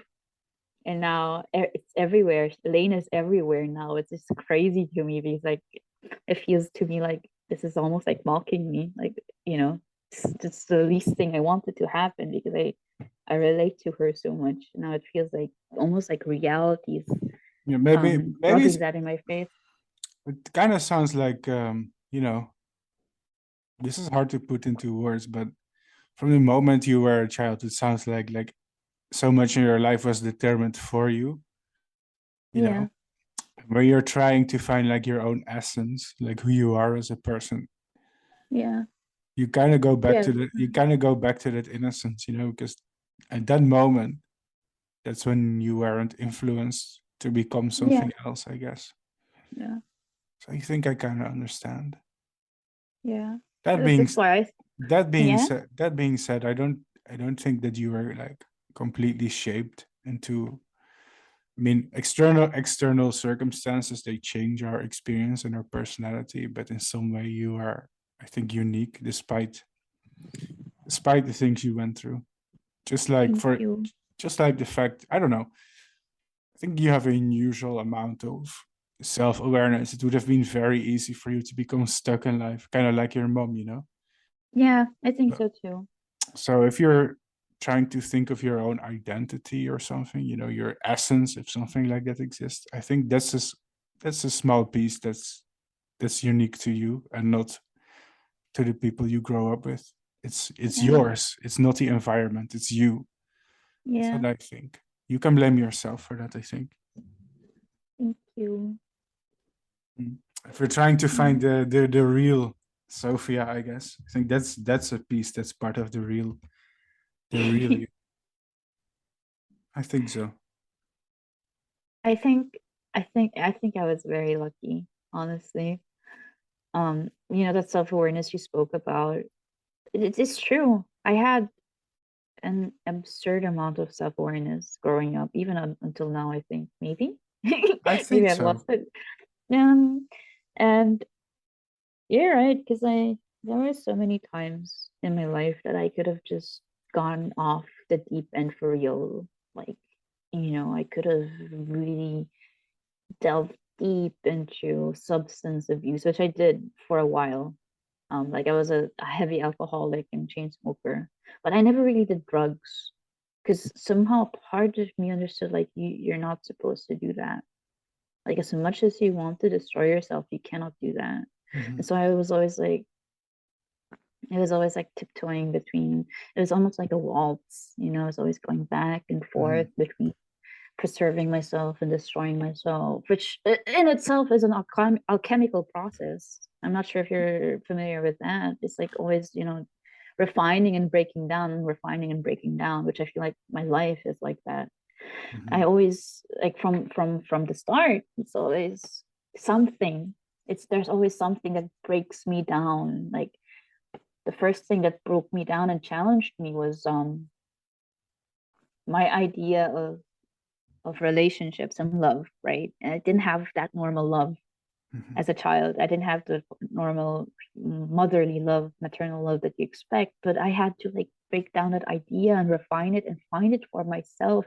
And amidst the pain and hurt that I was being inflicted, put through and everything, I had to find that love, which I think I'm so lucky that I was able to do that because it's so easy. Like when you're in all of that, right? It's so easy to just either not see it, or you could be in a situation where you're just deluding yourself, like actually deluding yourself into being like, or maybe I am deluding myself, I don't know, That's into being like, that's the it's just sign. always, I think that's the side of you. That's a little bit magical, if you know what I mean. yeah. I'm saying that as someone who doesn't believe in magic, I guess. But that part of you is kind of funny. It's kind of like you're kind of guiding yourself to. It's exactly, I think so too. I think so. And That's really nice in a way, I think. yeah. And yeah. And so I think I'll skip ahead to when we moved to the Philippines. Um, so at 12 years old, 2005, we moved to the Philippines. My dad was retired at that point, and my mom didn't really have a job. She was just a housewife. Yeah. And then we moved to the Philippines. And here's the thing. So I remember earlier I spoke about how I didn't really learn how to speak until I was like 6, right? Mhm. Okay. Nobody really taught me any languages. I just kind of had to figure it out for myself. Filipino, I learned by listening to the conversations that my mom had, and because I like obsessively watched these Filipino VHS tapes, Home Along the Riles, which is like a comedy series, and I didn't understand a fucking thing, but I watched them obsessively. Maybe because part of me understood like I have to learn this language because otherwise I'll be fucked. Mhm. And then I also learned English on my own by obsessively watching Cartoon Network. And I even learned how to write it on my own because I was like reading these books and I was like forcing myself to be like, hey, I have to understand this. I have to understand this. And so right before we left for the Philippines, my dad was like, are you going to be okay? You don't really know any of the languages. And I was like, no, I know English. I was like, no, you don't. I was like, yeah, I do. And I start talking to him in English, and he just like his jaw drops to the floor. He's like, why do you know that? And I'm like, I don't know. I just watch TV. And it's like, you don't just learn that from TV. I'm like, oh, I did. And then, what about Filipino? And I was like, yeah, I know Filipino. I speak to my mom all the time in Filipino. And then she's like, yeah, she does. It's like, did you teach her? And then she was like, no, she just learned it on her own, kind of. And I'm like, yeah, I did. And he was like, you don't just learn that on your own. I'm like, you're so fucking hard headed. I just said I did it on my own. And so, well, I had that. So I had Swiss German, German, Filipino, English. And then we moved here. I never knew that there's another language spoken here, which is Kapampangan. So you know which Mhm. province I am from, which was fucked up. So there's like a thing that I didn't foresee. And so I was just here. I spoke English, but it was not very. I was fluent, but it wasn't like super good. Like I had that weird accent because I learned it with reading books and then being online and Cartoon Mhm. Network. So it was like the accent was mixing together. German, Filipino, and English accent was mixing together. And then the Filipino, I understood. I couldn't speak it very fluently as I do now, but I could communicate. So that was always my thing. I always found a way to communicate. So we moved here and it was hell. Fuck, it was hell. Like, we moved to the province. It was like a small village in the province where you don't really see any foreigners or mixed kids. So I was like an alien. I was an alien before, but now I was an even bigger alien. I was like I was my rank went up. I went from neglected pet to neglected circus animal. Because like now I was being stared at everywhere, and with my fucking paranoia and delusions, that worked out really well. Mhm. Everyone was talking about me and staring at me. I was just like sitting there having panic attacks, not understanding what a panic attack was. And I know, and I was also very antisocial back then. I didn't know how to be social. I didn't know how to make friends. I distrusted everyone. And so I was in trouble from day one. I went to high school. Mhm. Um, so that was that going on for me. So I had to learn. Uh, I had to go to school in a different language, and I had to learn in a different language, and all that. That's another thing that nobody ever talks to you about. That your brain doesn't really process information that well if it isn't your native language. So you have more difficulty learning concepts and understanding things. On Mhm. top of everything else. you know so um that was happening. The situation at home was getting kind of worse. My mom, she was she was kind of high on all the attention that she got, right? Because now she was the lady that came from from uh from abroad, that was rich with a big house and a cute beautiful daughter who looks like a model. That's what they always told me. I look like a model. But me, I was always like, I'm just a potato. Nobody even paid attention to me when I was in Switzerland. But now suddenly everyone gave me all this attention. It was so freaky. And then there Mhm. was a lot of shit that happened. Family drama. not gonna expound too much on it because it's just too much to talk about. It's too complicated to explain. But basically, it's just it kicked off like years and years and years of like of family feuds on my mom's side, basically. You know, it's just the most complicated shit ever. My mom, Jealousy or no, it's just like, yeah, envy, jealousy. They were fighting over land. They were fighting over what happened in the past. They were fighting over whatever it could be, anything. And it's just, it's just how it is, I guess, because it's not exclusive to my family, to the Filipino side of my family, because almost every family in the Philippines, it always has some sort of drama. If you don't, you're lucky, really? Yes. Why do you think is If that? I think it's a cultural thing because the history of the Philippines is very drenched in blood, And as it is, the Philippines never it's kind of funny too. I'm kind of like the Philippines if you think about it, because I'm also like the Philippines is also like at this point it's like an amalgamation of many different like people who came and like Yeah. It's what's very it called? mixed, right? Very a Yeah, lot it's of very different mixed. languages, different Yeah. cultures. And different cultures, and there's so many people who was like, yeah, you belong to me now, you can't make your own decisions. I read it. The You have like 7,000 islands in the Philippines if you count all of them. Yeah, and we have over 1,000 languages, not dialects, but like independent languages. And then like the what's it called? What's the word? Fuck, I forgot the word. Colonizing Oh happened yeah. with the Spaniards. The Spanish people colonized us, and then For a just short kind of time, fucked us over. you had a USA regime for a short time, didn't you? Americans, Yeah, we had if I'm the not mistaken. USA, Japan. Mhm. The Japan regime was also fucking horrible. We had like a thing called Mickey Mouse money because it was Mhm. just fake money that didn't even have any value.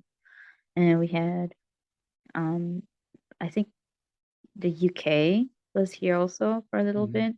It's complicated as fuck. So I guess Spanish. in terms of your identity, maybe it was also difficult.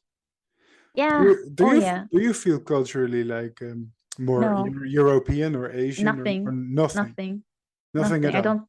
I don't have that. I don't have that Hmm. national identity, cultural identity like other people do. Like when you talk about was it Netherlands, Yeah. you know, and how you have like I don't know, do you have a cultural identity? Do you A think? little bit, yeah. Thing A is, little bit? most countries in Northern Europe, they become a little bit more globalized, so it becomes a bit the Yeah. same. But yeah, we have a cultural identity. Dutch people, for example, we are very honest. We are very, straight up. In Yeah. other cultures, they see us as rude. Oh yeah, yeah. So if you walk in a store here, someone will ask you like, "Hey, what do you want?" Or Yeah. we'll just talk to our boss like he's a friend, or we'll ask very personal questions, even things like sex, mental health. We can talk Oh about yeah, it. yeah. We can talk about it at the dinner table, and no one cares. Yeah. So it's kind of Sounds like like my that. kind of people. Nah, you should come here then. Maybe I'll come visit you one day, who knows? Would be nice. Um but like, I don't have that Hmm. cultural identity. I don't feel Swiss. I guess Swiss people to begin with also don't really have a cultural identity, I question guess mark. that Because really ties into the what you said before about you really exist on many places at the same time. yes, yes, exactly. Uh, I but it, I but just it, feel but like, it all becomes one giant Sophia. So yeah, I just feel like a tourist in this world. hmm. This is what it feels like to me. And so that happened. So that was my high school year. The first year was like that. And Hmm. then it was getting worse. I was falling in love with people online. That was the worst part Hmm. was when I started falling in love because oh my god. Okay. I was I was so lonely. I can't even begin to like describe the levels of loneliness I felt for most of my life. I just It was so bad. Sometimes I would sit out on the roof and stare out into the universe, like into the sky, the stars. And I started like seeing stuff move and nebulae, and I knew it was just in my mind. But it was like this, like almost like a dance for me, and I would cry so hard every time because I would be like, I want to go home, but I don't even know where home is. That's what it felt like. And I wanted to find that home somewhere. And I thought that the best way to do that is by falling in love, because it's what it showed in fiction and media, That's what I related to, fiction media on reality. I thought, well, maybe if I find someone that I can fall in love with, then maybe I can finally fill that profound emptiness that I felt ever since I was born. Not even kidding. It's always been there, even as a kid. It's so bad. And so I was falling in love with so the first thing was I was a lesbian when I was a kid. Like in my teens and my kids, I was a lesbian. I also identified as male. That was another thing. I identified as male. I was shocked beyond belief. I was crestfallen as a kid when I realized, like, oh, I don't have a dick. I don't have a peepee. I don't have a wiener. Like, I went up to my mom. I was like, hey, am I a girl? And she's like, yeah, you're a girl. I'm like, what? And that was so it was just it shattered me. I don't even know why. And then so I identified as male, but I was like, people knew me as cis female, so I was, in the view of society, I was lesbian, but to me I was straight because I was attracted to girls. So and the whole thing with the labels too, it's just so confusing to me. I don't even like ascribe to the things. Like when I say lesbian, I just say it for um clarity's sake, that people understand, like, oh, okay, she's like biologically female and attracted to females, if that makes sense. So that was happening, and on top of everything else, I was like, I should be a boy, but I'm not, and I'm starting to grow breasts, and it's kind of freaking me the fuck out. And I think my father also realized, because he would often tell me, like, you're just me, but with breasts. I would be like, yeah, I am. And he would be like, you're just a boy. I'm like, yeah, I am. And so there's like this quiet understanding from both of us, right? And then, but that I don't, like I said, I don't subscribe to that anymore. I just am what I am, right? Okay.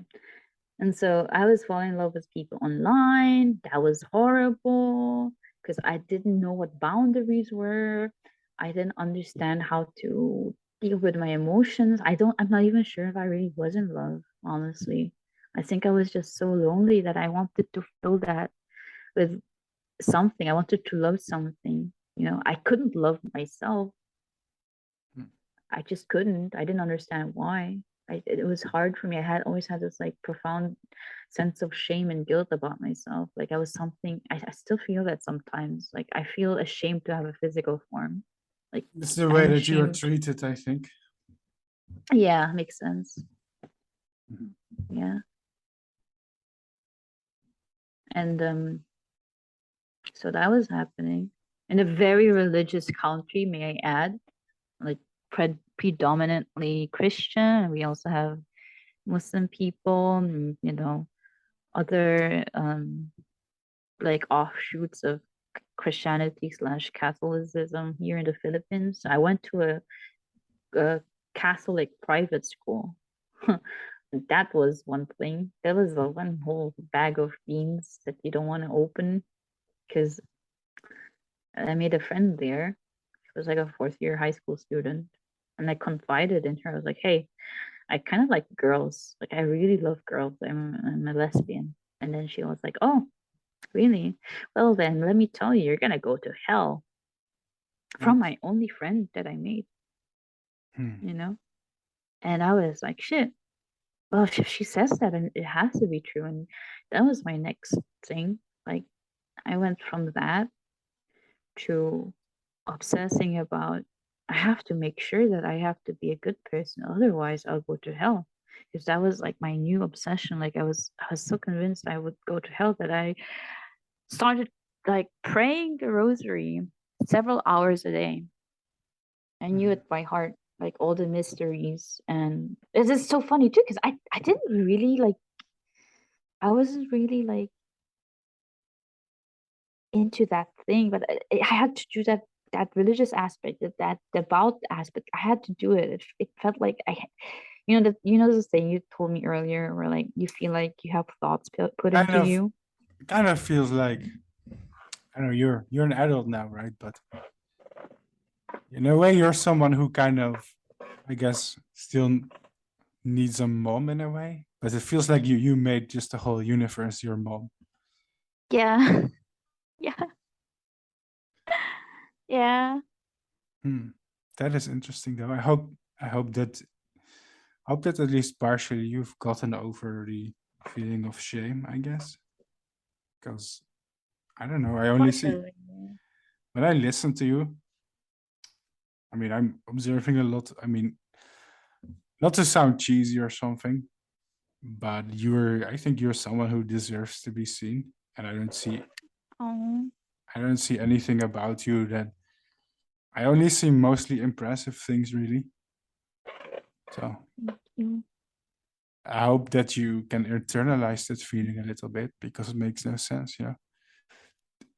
I know it's a deeper feeling. I cannot rationalize it away for you, but I don't know. Who knows? I Show feel like yourself a little bit, I guess. well, who knows? I think so. Hmm. I think you do have I would almost say, beautiful mind in a way. Thank you. That means a lot to me. It's not something to be ashamed of. Thank you. And it is unique. So sorry for distracting you. No, it's okay. I get bashful. So Should I continue? yes. Okay. So that's the whole thing, that whole delusion. I think it's a delusion. The whole religious delusion thing started where I was like praying the rosary for several hours a day, and then before I would go to sleep I would pray for hours before going to sleep. I had this like exact routine I had to do, and like the exact number of prayers that I had to do, because I was convinced if I didn't, then I would cause the death of my mom, my dad, myself, and everything else in the world. Like I would be the reason why the world ends if I didn't do those things. So I had to do that for like 4 years every day. I didn't tell anyone except my dad. And It sounds like superstition in general is really harmful for you. yeah. I nowadays I'm like over it. Like it doesn't bother me anymore, like chain letters, whatever. Okay, maybe a little bit. But back then, like superstitions were a big thing. Like superstitions were a big, like no, you can't tell me any superstition. If you told me that, oh, you shouldn't sleep with your hair wet, I would be like, why? They'd be like, oh, you go blind. And I'll make sure I'll never sleep with my hair wet ever again, because I was just so nervous about doing something wrong. And if you think about it, maybe I was just awkward that way. Isn't that a little The bit whole isn't it a little bit Filipinian, though, to have superstitions? oh yeah, it's very It's ingrained a in our little bit, culture. isn't it? Like Yeah, everything. seeing spirits and ghosts. Yeah, that's also another thing that when I moved here, the whole spirits and ghosts and magic thing was very prevalent and ingrained in our culture. That I did feel in that aspect, I felt at home, because I was like, oh, dude, finally, fellow-minded people. You believe in ghosts? Oh, hell, I gotta follow. Yeah, do I have stories for you to tell? But I was also dangerous for me, because we also Yeah. have like these superstitions, like when you go to someone's burial or like wake, when you go home, you can't go straight home. You have to go somewhere else first, Why? because otherwise the spirit will follow you home and then take you, you know. And in hindsight, it's such a mean superstition, because why would you think that way about your loved one, right? Yeah. And I believe in ghosts and spirit and everything with all my heart. I don't deny the existence of it. And like my dad, for example, he died in 2016. I still believe he's around. He shows himself to me in the form of a moth. A Literally, moth. yeah, I sent you a video of that before. There was, after he died, there was a little moth that appeared in my room out of nowhere. And my room is sealed, like nothing could have come in and laid eggs or anything. But it just appeared out of nowhere. It was like a little white brown moth. Oh, by the way, we have to make a new call soon. Oh, I'm so sorry. No. I'm just saying it because well, otherwise he's gonna kick us out. Yeah, Okay. we're up for a new one. Yeah. Yeah. All right. Are Let me you? process. Yeah, of course, I'm enjoying it. Okay. Sup? Okay. How is our magical creature doing after the interruption? I joined back at 12:21, which is a very important number to me. So like, yay, cool. Where did we leave off? Where did we leave off? You moved back. You moved back to the Philippines. You said, well, at funerals, you have this. Yeah. The superstitions. I hope it's not going on for too long. No, it's not. I'm liking it. No. Okay. It will go on for as long as you have things to say. Of course, I have a lot of stories to share, honestly. Good. Okay. All right. Okay, so let me just write the schema real quick, because actually while I'm telling all of this, I'm also working. Really? So, like, yes, I'm like double multitasking. I'm like crying my heart out and like sharing my most inner, deepest, most weirdest thoughts with you, and while I'm like replying to the usual, like, actually you have to follow this and this instruction and then you can set a new pin. So it's like I'm at multiple places at once again. Anyway, so that was happening. The delusion with the religion and everything, praying. Yes. You know, yeah. This is something that I want to really underline. That how fucking absurd it was. That I was almost like controlled by that thought that I had to do this like prayers and rituals, otherwise something fucked up would happen. And then it would become more prevalent in my waking life with everything else. I felt like, okay, I have to do this first before I can do that. Otherwise, something bad will happen. It was almost like my own kind of superstition that was starting to make. And as you can notice in my stories, the whole thing with my mom, my sister, my dad, it was starting to fall back into the background, because I learned to like kind of like tune out from everything else and just like dissociate and detach myself from these ideas. But in return, my interpersonal relationships with my family have suffered a lot. Like nowadays, I don't talk to anyone except my mom. I recently rekindled a a bond, a connection with some of my cousins who also they share my opinion that the family situation we have is really fucked up. Like it's really traumatizing and disturbing. And his wife, like she's not part of the family. She just married into it because of him. We were on video call one time, and then they were both drinking and we were having a good time, and then she just says out of nowhere, my family is fucked up, but your family is just hell. Like I don't even know how you guys do it. It's just disturbing. And then me and my cousin, we trauma bonded basically over that, and we are like, yeah, but this is why I feel like maybe, I don't know, the whole divine thing. And I was talking to him like that, because that cousin that I have, He used to be very violent too, and he had the same anger issues. He was very close with my mom. My mom basically raised him, you know. He was best friends with my half brother who killed himself. And he was very fond of my mom, but he also like had to break away. And in his words, he was like, I love you, auntie, but I couldn't survive in the cage that you were trying to put me in. And he understood that. And I cried because I was like, nobody else understood that except me. Because I understood my mom loved me, but she couldn't she was never taught how to that's what's heartbreaking. She never understood how to express that love except by putting things in a cage and trying to keep them away. Do you think And she could ever learn that? maybe now she kind of does. Mhm. And you know, he understood that, and I thought that was special because she was also someone who was just seen as a monster all her life. And honestly, I did too, right? When I was a kid, I saw her as like this being of duality of being monstrous and loving. But honestly, that's just life. It's just, she was just, for whatever reason, she was just In, my pa- mother. in pain.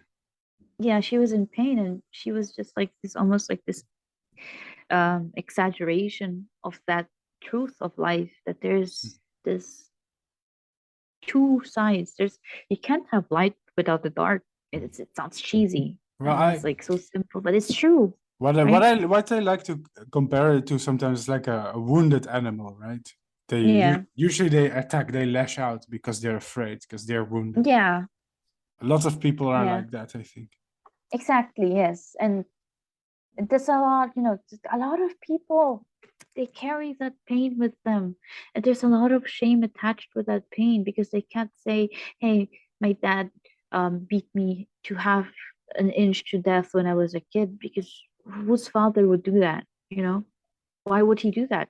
Maybe because there's like a lot of self-blaming. Maybe because I wasn't good enough. That's why he thought he had to beat me up. Or like my mother, maybe my mother blocked me away every day in the bedroom and she would never talk to me. Stuff like that. And a lot of people, they can't find it in themselves to talk about it, especially like the older generations, because I there's so much like totally inherent agree. shame, Yeah, they double right? down on their mistake. It's psychologically is a very bitter pill to swallow, I think. To look at Yeah, yourself and admit like I'm unhappy, I have regrets because I lived my whole life the wrong way. Like who exactly. can admit that to themselves? That's fucking hard. So they double down, they go in denial and they make it even worse. Exactly. No And they one don't no want one to can say help like, them if they don't want to help themselves. it sounds fucked up and like victim blaming, but unfortunately it is true. It's just something you have No, to I say don't. I because don't it think is it's. true. I don't think it's victim blaming because they are the Oh yeah, victim. They're the victim of themselves. So they're the I think perpetrator so. Yeah, and they are the yeah. victim. A lot I of people also are like victims of circumstances, yeah. I and mostly see this in men, by the way. Like especially men who are not ready to admit like all the shit and mistakes that they did. oh yeah, I mean, your oh your yeah, your mom is a good example of a woman, but I see this in men a lot. They don't talk about the yeah. feelings. They just, you know. Oh dude, it's no, it's true. When my dad, he once admitted something like a childhood trauma from something when he was a kid, Mhm. and then he cried, and then he told me I was the only person he ever told that to. Just Oh think wow, about that. That's so fucked up. it Like is fucked up. so many men, I'm sure, so many men experience so many horrible things when they were kids and they can't talk about it. Yeah. Why? Because this expectation that society sets on men that, well, maybe It's the same for maybe you. that you're Maybe strong. it's the same for you because maybe your cultural background and stuff. So yeah. Yeah, yeah, Mhm. yeah. And um going back, where was I? I'm like kind of getting the thought taken out of my head thing that I get sometimes. I was think I was talking about like Let me try and put the thought back for you. So yeah. you were talking to your relative and about how you were, you know, how you didn't hate your mom, but you couldn't survive Yeah, in a yeah. cage. Yeah, And yeah. from there, we kind of went to that she wasn't a monster, but more Yeah, maybe in yeah, yeah. denial. Yeah. Yeah. Yeah, just like the stuff, all the healing, the shadow working as I call it that I did later on. Mhm. It's all stuff that I did on my own, dude. I when I went to a therapist and they were like telling me like generic shit, I was like, I know that. I've done that already. I've done that when I was like 12 years old. Give me something more. Like give me an explanation why I can't find it, can't make any profound, genuine relationships with people. I can't make genuine connections with people. Am I fucked up? Am I a sociopath? What's happening here? Nobody can answer that for me. So I don't know. Um, but going back to the timeline of my life, I 12, 13, 14, that's when I started having the whole like delusions and like rituals and gender identity issues. I started self-harming. That's one big thing. I started cutting myself. Because I was getting like weird physical things where I would just go numb and nothing felt real. And cutting myself was one way of bringing myself back into that feeling of reality instead of feeling detached all the time because the pain, even though it felt very dull, it was there and it was kind of like, okay, I still exist. I'm still here. I'm still real. And you fell in And love in then the internet, you also mentioned. oh yeah, yeah, I fell in love with the internet. That was a whole different thing. I just like wore my fucking heart on the sleeve and I was like obsessed with this girl for 7 months. And then I had a semi relationship with her through role play. Because we would like role play characters, except my characters were real people. Well, Mhm. real to me. And so it would be talking through me, almost like I was channeling. You know what channeling is? Sort of, yeah. Yeah, like you're like channeling spirits and spirits are talking through you and you're like expressing that. So I'm, I ch- was doing that. I'm channeling the moths.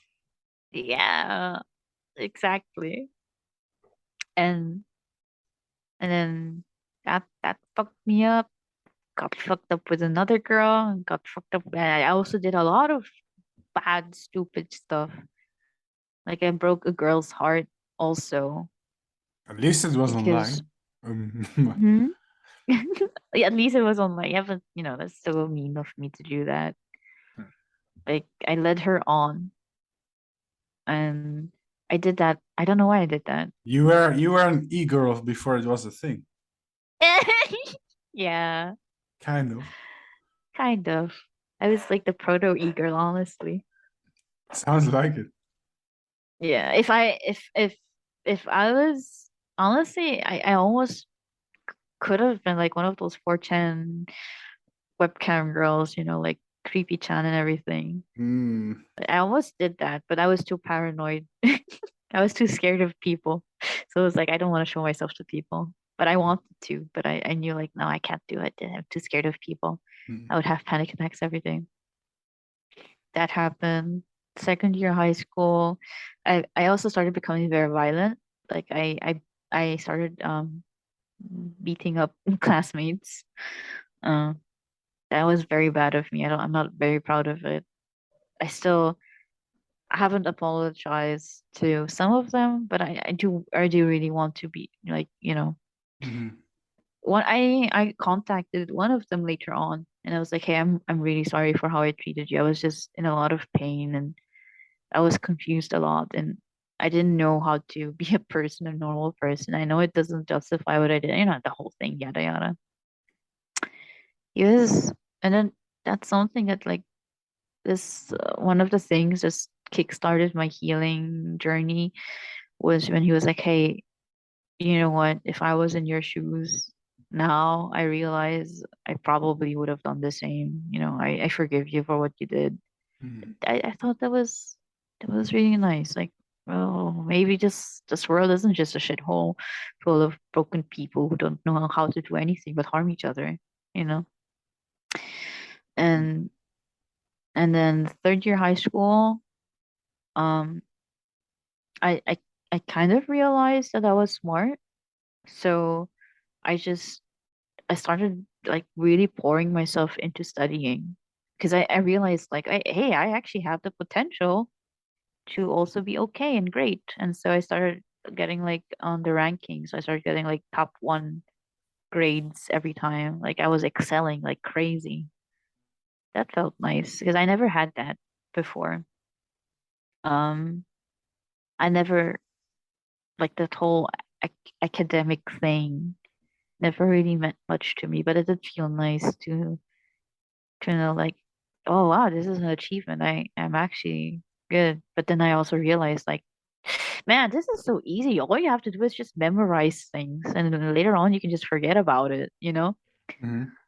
But that's also, I guess, kind of ableist because a lot of people might not be able to do that because they have problems with their memory. I mean, But it is how the education system works in a way. You're just, yeah, I mean, not to shit on it completely. I mean, a degree is worth something, but a lot of times it's just memorization of stuff you exactly, never need later in life. So exactly. That's why I also never really liked school, I guess, from an early age on, because I was like, man, this means nothing to me. were you ever interested in any of the subjects though? I was interested in German, like the literature aspect of it. When we were discussing stories and stuff, I was really excelling at it. Mhm. I really liked art. I I was so in love with the acting classes that we had for a while. We had like role playing classes, and that was my most favorite thing ever. Art, I loved art. I loved computer. We had computer classes. I was really good at that, of course. Um, what else? But everything like geography, I couldn't do anything with geography. History was okay, but I didn't like the memorization aspect of it because I was too lazy. When Yeah. we had tests, we had to memorize stuff. I'm like, I like it more when we go out because we used to do that. We would go out into town and they would show us like the different statues and stuff. And that was something I really enjoyed, like seeing it in action, history in Mhm. action and trying to imagine myself into it. I like the outings and everything. I hated sport because I hate moving my body. I hate getting physically exhausted because I'm like physically exhausted all of the time. Mhm. So like it's like double for me Yeah, I and stuff relate. like I that. hated it too in high school, so Right, right. fucking sucks. And what else? Mathematics is not no, it's I kind of appreciate it now. Like I appreciate stuff like algebra. I think Mhm. that's kind of cute. Like the idea of transforming things into Cute. another thing is yeah, it's because like it's almost like alchemical, right? I've never heard somebody called math cute. You're the first. Is it? But isn't it? Because like you start out with this formula, you have to find x, and then you have to transform it until it becomes x, the value of x. And it's Mm. cute. It's almost Metamorphosis. it's almost like a law. So it's like it's a caterpillar in action. It's Mm. like and then like in between it's like the imago goo Just and like you. everything. And thank you. And Mhm. where was I? For third year high school, I was writing a lot at this point. I was just rounding out everything. I was started learning how to control my anxiety attacks, my delusions, my paranoia. I started learning how to deal with it on my own. Like at this point, I was used to having anxiety attacks, like super bad panic attacks every day, literally like hyperventilating and stuff.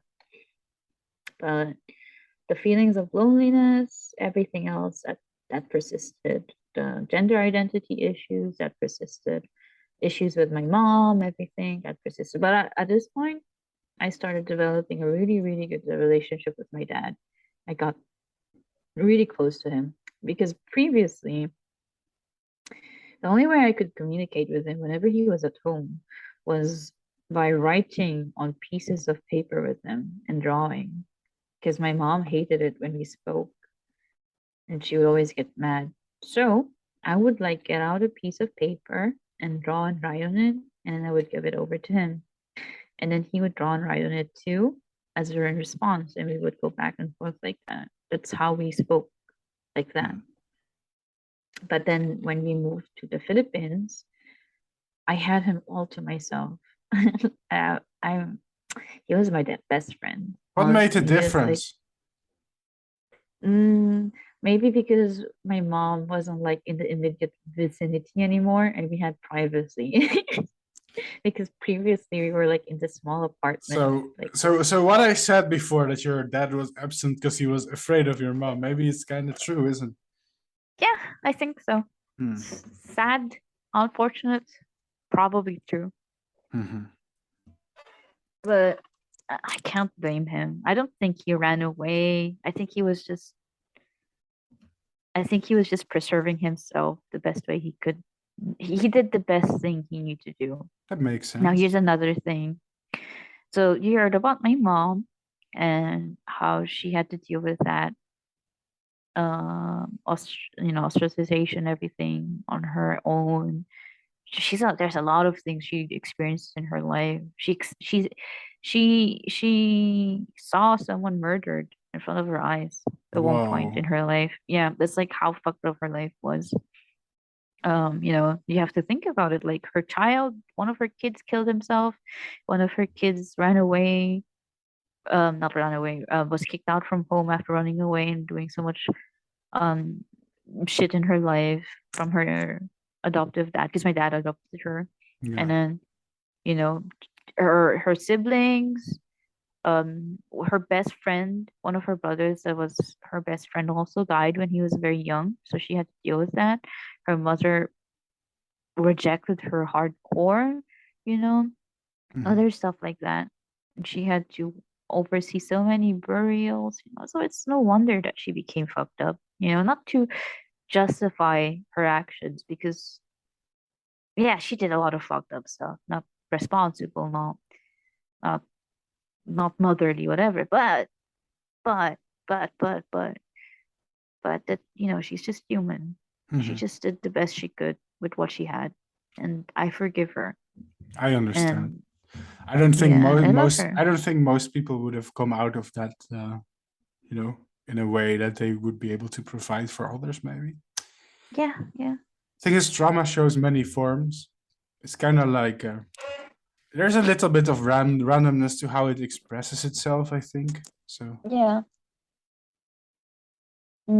but at the same time, you can't really point the finger towards someone and blame them for their particular way of coping, right? Maybe you would have done it. Maybe you would have done it differently, but she would have had different problems. Yeah. So yeah. And I'm just glad that I am who I am and what I am, because I was able to recognize that, right? And I want to give her that. It sounds fucked up, but sometimes I feel like, in a way, the relationship I have with her now almost feels like I'm being the mother to her that she never had, like when she has her mood swings, whatever. I try to not hold that against her, and I just try to understand. When she wants something, I give it to her. I try to show her affection and kinship and all that stuff that she didn't have. And sometimes, like, I will brush her hair, and I'll just hear her. She'll like mumble to herself. Not even my mom did this for me. It just makes you realize, like, you have to, if you want the cycle to break, you have to step outside of your own hurt. Almost. Yeah. And I don't know where I'm getting all this strength. I think it's strength. I don't know. Maybe it's just delusion. But I don't know where it's getting all from, but I'm glad I do. Because I do, as complicated as my relationship is with her, I do love her a lot. Maybe and you are she an deserves angel. to be happy. Maybe, I don't know. Maybe I am Sophia. And then my dad, so my mom is divorced and my dad is also divorced. Not gonna talk too much about that because it's their own private matter, but because as a result of the divorce, he had okay, so my dad also wasn't human, first of all. When he was young, he hitchhiked all the way from Switzerland to Thailand just because. Wow. he like he's been through so many places. He worked on a ship just so he could get to Australia, right? Mhm. And then he told me like he was so excited to be on the ship because he loved pirates. He was so in love. He was also like a little dreamer, you know, and he loved pirates. He loved the whole cowboys and Indians thing, but he loved Indians more because like I guess in German it's cowboys and Indians, Native Americans in English. Um, he loved the Native Americans more because he thought they were honorable. And that he loved the culture and he loved how in touch in nature they were. He loved going to the forest. He loved communing with the forest. You know, he thought that the forest was speaking to him. Maybe that's where I got it from. And he he would do stuff like he would bring me to parks sometimes, and then he would show me a bird, like a sparrow perched on his hand. Like he knew how to attract them and have them perch on his hand and they wouldn't fly away. It was like so magical. And he would give me like little acorns and walnuts that were empty, you know, empty walnuts, but they were whole. And he would tell me like that's a wish container. If you want to make a wish, you just have to break it open and it'll come true. And he would always give me one. So that was like the magical part of that. Like my mom also was kind of a witch because she would like divine. She would read cards and she knew how to read palms and everything. And then my dad was that part of the magical. He would give me magical walnuts and he would show me statues and tell me like, oh, you know, that's got a spirit in there and he's watching over this town and stuff like that. And so he was young. He went to work on a ship. He told me he was heartbroken because it wasn't the pirate ship. He was expecting a pirate ship. So he was just like full of like angry men who were just constantly drunk and swearing at each other. He was like, where is my pirate ship? Where I are mean, my angry honorable men, pirates? angry men that are drunk. That sounds like a pirate ship to me, though. And I told him that. I was like, aren't they just drunk all the time? And he's like, no, I wanted something honorable. I wanted like people like, you know, Moby Dick. And it's like Moby Dick wasn't a pirate. It's like you don't understand and stuff like that. Hmm. And he told me he went to India. In India, he went to a temple and then some elder saw him. And he like the moment the elder saw him, he fell on his knees and he was like talking like gibberish. And I don't know what the language is in India. I think it's like Hindi. I don't know. Yeah, there's Urdu. many languages in India. Yeah. India. And then um and then the people around him started doing it too, and they like fell on their knees and they started like talking gibberish and stuff. And then my dad was like, what the fuck, am I not supposed to be here? And a guy who knew how to speak English approached him and was like, no, you're Jesus. My dad was like, what? Like, you're Jesus, you're finally back, we were waiting for you all the time. It's like, where am I, what the fuck are you talking about? And then a guy in crutches approached him apparently and like he like held his hand and then he let go of the crutches and started walking around normally. Ah, come on. How many levels of role play is this? And then everyone's like, oh my god, oh my god. And my dad was like, what the fuck is happening? And then they were like, you're Jesus, you're like miracles and stuff. And then he was like, no, I'm just a normal guy. And then he just like while the whole thing was going on, he said he just excused himself and slipped out quietly, and he was like so shaken up by it. And he said he wasn't sure what that was. He wasn't sure if that would have been like a scam, or they would have like convinced him to like join a money scam cult or something. He said it's like Almost one of the started a most new cult right there. it's like one of the most weirdest things he had ever experienced. And it's Hmm. like I can believe it, like, you know, when you're around those kind of like places, there's always weird stuff like that happening. This is and just telling that story just to illustrate what kind of a man he was, you know. Mhm. So after all of that, and so many more experiences he's had, um, after he had his divorce, he became a raging alcoholic and he turned homeless. Hmm.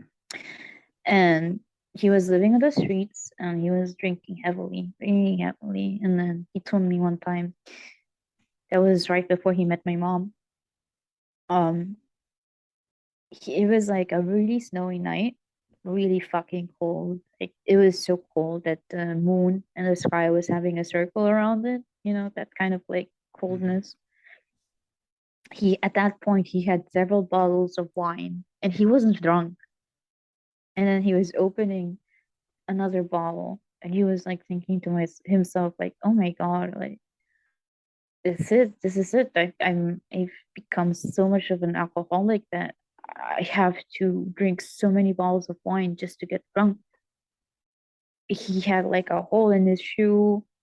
He said he hadn't showered in a month. He stank like hell.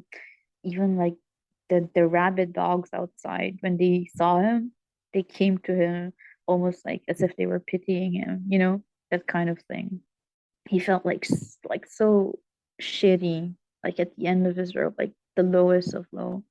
But then he told me he looked at the moon and then he felt how clear everything was.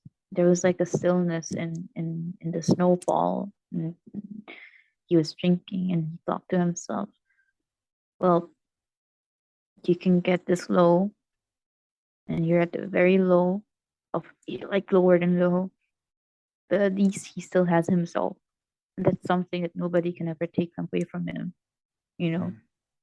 And that he was able to see that beauty in that moment that was just for him, just him and the moon and a snowy night. That was just a private moment for him. And he told me, that's something that I want you to learn. That no matter what, I want you to find the beauty, even in the most absurd and grotesque things. I want you to find that beauty. And that's the strength I want to give to you. And that stayed with me, honestly, when he told me that story. That really stuck with me. And that's just the kind of man that I see him as. And so he met my mom in a church, of course. He was crying at a church, and my mom, she was bothered by him, and she was like, approached him, was like, "What the fuck is your problem? Why are you crying?" And he was like sobbing about his ex-wife. He's like, "She left me, and I'm nothing," and he was so drunk. And Your, she said and he your felt mom so was like, bad. yeah, that's my type. No, and she was like, she felt sorry for him apparently, and then she like, my dad saw her hands, you know, but I told you about the disfigured hands, and he said that he felt something like almost like divine, almost like he saw Mother Mary. And then he harassed her in her words. She said that he started like taking her hands. It was like, you're God sent. Thank you for showing up. And she was so bothered. She was like, no, get away from me. What the fuck are you talking about? But they got And, married. and no, here's the thing though. So she gave him money. It was like, you know, she felt sorry for him. And then at that point, she was working for an older lady. She was like her housekeeper, kind of. Your And she mom, was close, your mom sounds kind of kind in this story, though. kind.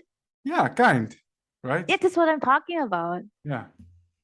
like she can be like very monstrous, but she's actually very kind. It's like that love there. Mhm. And then so she was friends with this older lady that she was the housekeeper for. And it turns out that that housekeeper was actually my grandma, my dad's mother. Mm. And then she was talking about that guy to her. She's like, "Oh, I met this guy in church and I felt so sorry for him, blah, blah, blah." And my grandma was just listening, like, "Oh, okay, okay, I see, I see." And then later on, my grandma was like, "Actually, that's my son I think you're talking about." Oh my god. I was like, "What the fuck?" And and it turned out, yeah, it was her son. And so she kind of started a relationship with him because she promised his mom, like my grandma, like she would take care of him because my grandma was started crying. I was like, "Oh my God, that is my son." I didn't know that was happening to him because she was like really old at that point. Mm. And then so that's the part where it came where I was like, it was kind of like a business relationship where they agreed to make it work and try to make a relationship. Because one, my mom felt sorry for him, but at the same time, she had that same like unexplicable draw towards him, like he had towards her. Mhm. And then she said that she felt like she had to have me, like she had to be with him so that she could have me. So that's where the story comes full circle, kind of. And at that point, we go back to the present. That's when I asked my dad, "Hey, what would you have named me?" And he said Sophia. So we go. I don't know. Do you want me to keep going? I still have more to talk about. Of course, as long as you have stuff to talk about, we keep going. Okay. Okay. So, fourth year high school, I don't have many memories of that. It was just kind of the whole same, but I started being really weird. I would have like crying fits every day at school, and everybody was annoyed at me. Mhm. And then I was very violent, aggressive. Um, People found out that I was a lesbian, I guess, and my gender identity stuff, and that I was cutting myself. And then teachers would talk to me individually and be like, "You have to change your ways, otherwise you'll go to hell." But at this point, I didn't really believe in the whole thing of heaven and hell anymore because I started thinking like that doesn't fit in my idea of reality. So it's not true. So I'm not bothered by it, you know, Yeah. Ken. And at this point, I started having ideas about where I wanted to go for college. Now, the way I decided how to go to college was I was looking for a sign. I was like, okay, the first thing that will just show itself to me with no reason is going to be what I'll be um going to. Mhm. And the first thing I saw was a feather. So um the place I went to had something to do with angels. Oh, I would think birds. No, I was like, damn, she's going to be going to study birds or something. But it was a college and its name had to do with angels. ah, And I wanted to initially study psychology. Guess why? But I ended up studying information technology, like IT, mhm. because it's just more practical. There's a lot of jobs you can find in the IT field, and I was dealing with computers all my life anyway. My dad was a systems analyst. College onwards, just pure hell. Like 2008 until 2017. It's almost 10 years. Um, just so bad, man. I experienced being sexually assaulted Oh by my the god. first guy. Yeah, I experienced being sexually assaulted by the first guy I went out with. Um, that was like in the first month that I moved out to another city. This is where it should have been a happy ending, damn it. No, I thought so too, because I was like, oh, I Yeah. like this guy. I'm gonna go out with him, and no, The universe is tried to like get me. we're not done with you, Sophia. No, no. It's like the first guy ever that I've been with, and Oh he my just god. tried to get me drunk. He forced himself on me. So Yeah, it was that tiresome. kind of thing. Mhm. That just shattered my idea of love once again, because I was like, damn, people are just horny all the time. Like, I laugh about it now, but that fucked me up, bro. That fucked me up so bad. I was so depressed again. I thought it was gonna get better, but it didn't. Mhm. I learned how to drink. I learned how to smoke. I became a chain smoker mainly because of But my dad. I hate to say it, by the way, but we have to make a new call soon. Okay, Yeah. what a point to end it at. Okay, yeah. Keep those thoughts. Keep those thoughts. We're gonna jump back right Okay, into it. All right. okay. Okay. Hey yo. Are you back? Are you back? Hello? Whoa! You scared me for a second. Oh no! It's the cringe. It's the cringe. No! It burned. Why? Did you just shift in another personality or something? You know, of all the things that you told me today, that's the one I really don't know how to respond to. So, You don't like my anime girl voice? well, it's unique. Mhm. Okay, let's get back to where we started. So you went to college and Yeah. you dated someone who took advantage of you, unfortunately. Yeah. That, my view of love was already fucked up at that point. And then I feel like this is because like previously the era was that I was a victim of circumstances, like things that were out of my control. And then the next 10 years ish, that was the time where I started making my own problems, to put it that way.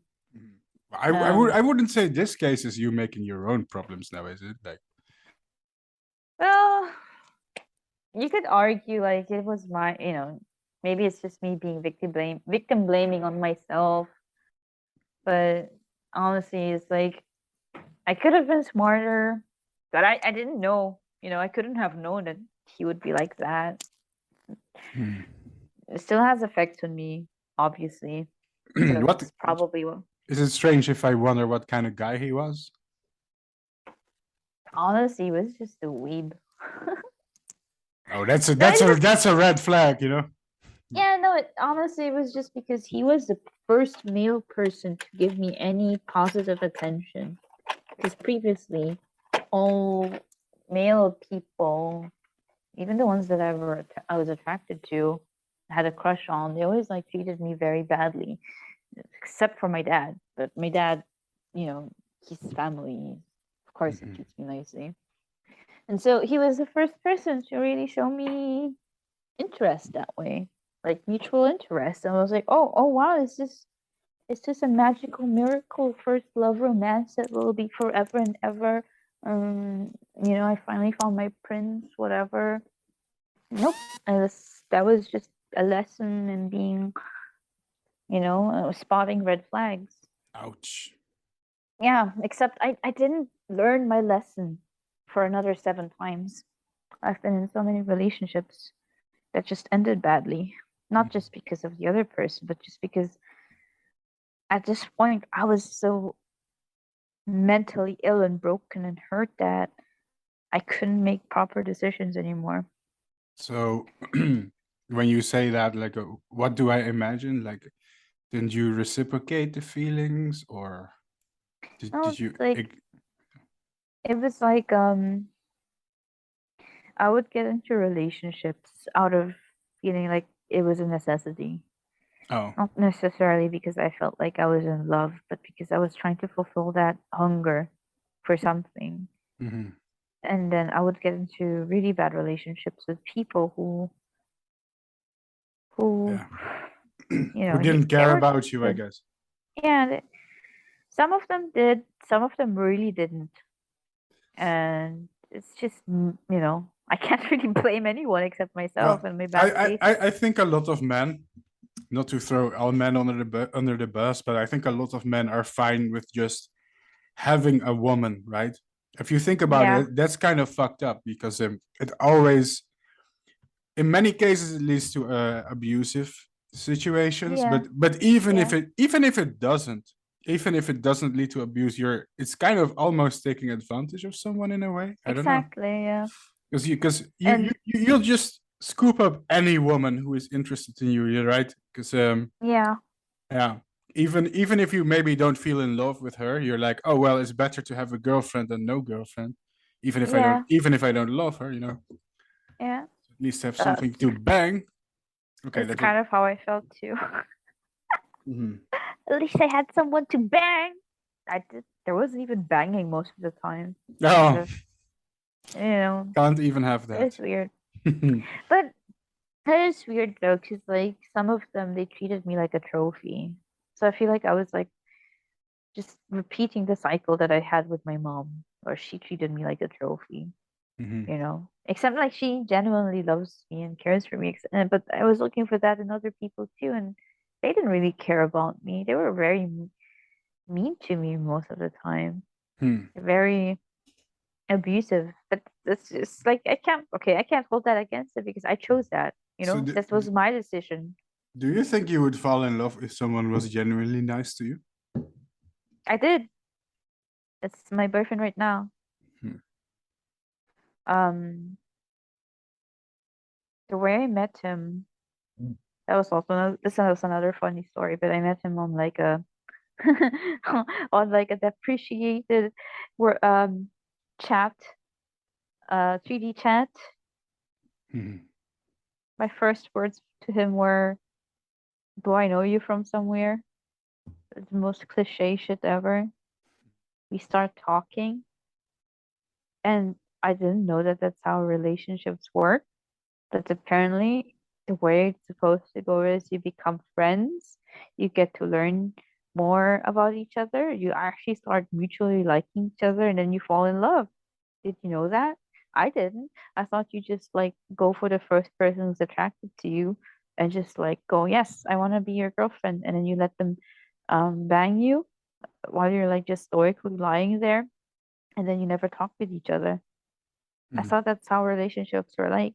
This is just the first time that I've actually had a healthy relationship. Like he's actually a friend who cares. Aside on top of being, you know, my boyfriend, he's someone who cares about me, and that's something so foreign to me that I can just be honest and be cringe. You know, those things that I never had. I can just be myself, and it's amazing. It's also through him that I started being able to process a lot of my trauma. Now, I know it's not healthy to find that in other people. Like, that's my big problem. I was always looking for answers in other people. I know I shouldn't be doing that. It's how I got myself into a lot of hot water and trouble in the past. You know, me I mean, crying for. is it crazy to think if the problems come from other people, to think that the solutions come from other people? I don't think that's You've crazy. got me. You've got me stumped there. Gonna be honest.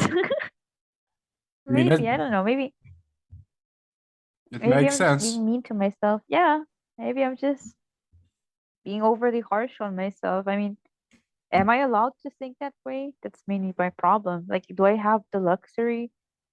Am I allowed to feel that way about myself? That I Yeah, may be able. I think you can find answers in other people. That doesn't seem. I mean, if most of your the things that made you feel bad are things that I guess other people are responsible for, like they're the problem. But this, Yeah. solution is part of that as well. I think. Yeah, Yeah. I think so. Thank you. Mhm. That means a lot to me that you said that. Mhm. No, I think it's Um, true. But mhm. so I guess now we're at the point where you're, I guess, kind of approaching. Well, you are in adulthood. Yeah. Mhm. Let's skip forward to 2016. It's when my dad died. I was in a really bad relationship at that point. No. And when my dad died, that was like the turning point for me because it felt like when he died, it's like a part of me died too. Mhm. And that's when I was like, I can't live like this anymore. Mhm. Because at that point, college was going horrible for me. I was dropping in and out of college. It took me 10 years to graduate, you know? Mhm. I But had you, like but you did graduate. I did. Like I had when I presented my thesis, I had to do it 3 times for 3 years because I kept failing. At the third time, at the very end of my presentation, I went down on my hands and knees and I begged them in tears, just please, just give me a passing grade and let me pass. This is all I'm begging you for. I can't do this anymore. I'm gonna kill myself. I literally told them that if I can't pass, I'm gonna kill myself because I can't do this anymore. 10 years, 10 years of that crap. I couldn't stand it. It was Mhm. like it was hell for me. Like childhood was hell, elementary was hell, high school was hell, college was hell. Like hell. Just give me some break, man. And relationships were shit. I kept getting myself into really horrible relationships like an idiot. And then my dad died. Mhm. That was that was man. He when he died, because he had like sepsis. Well, he had tuberculosis and he developed sepsis because of that. And Didn't he get treatment? he he got treatment, but then we found out that he didn't go through with it. He wasn't taking his medicine. That's So so the reason I say that, and this may be a little bit sensitive, but from what I understand, I think stuff like sepsis is very, very treatable nowadays, right? it is like tuberculosis is super treatable. Sepsis, So why, super so treatable. why wouldn't he have taken the cure? I don't know. He was 72, you know. The only reason I can think of is that maybe he also got tired of living. I don't know. Maybe it was a form of suicide, maybe not. Maybe Well, he did it. I didn't want to say that, but that's what I thought too when you said he didn't take the medicine. So Yeah. So mhm. he did that. 72. Mhm. Seeing him like that, he was the most important person to me, you know. And I was the only one with him in the hospital. Like the day we brought him to the hospital. I don't even know why. I just knew that was gonna be the day he died. Maybe because I'm Sophia. Who knows? I mean, I just I knew, and so when we went to the hospital, which I know we should have done earlier, but we didn't. I don't know why. I don't know what I did that point. I It was was just this it was his horrible. choice, right? It was his choice. I guess. I mean, I still think that I'm the reason why he died. Like I blame myself so much, You and blame yourself, you mean? yeah, yeah, I blame myself. Hmm. Like, if I could have, I I wouldn't. don't know. I think he understands you. Yeah, I don't think he would have blamed you. So why would you blame yourself? yeah. It just the day he died, it was like I knew at that point my life was horrible at that point, dude. There's so many things I skipped because it's just too painful to talk about. It's like I skipped so many years of me just being a fucking idiot, doing so many bad things to other people because I didn't know any better. I thought that was just how people are.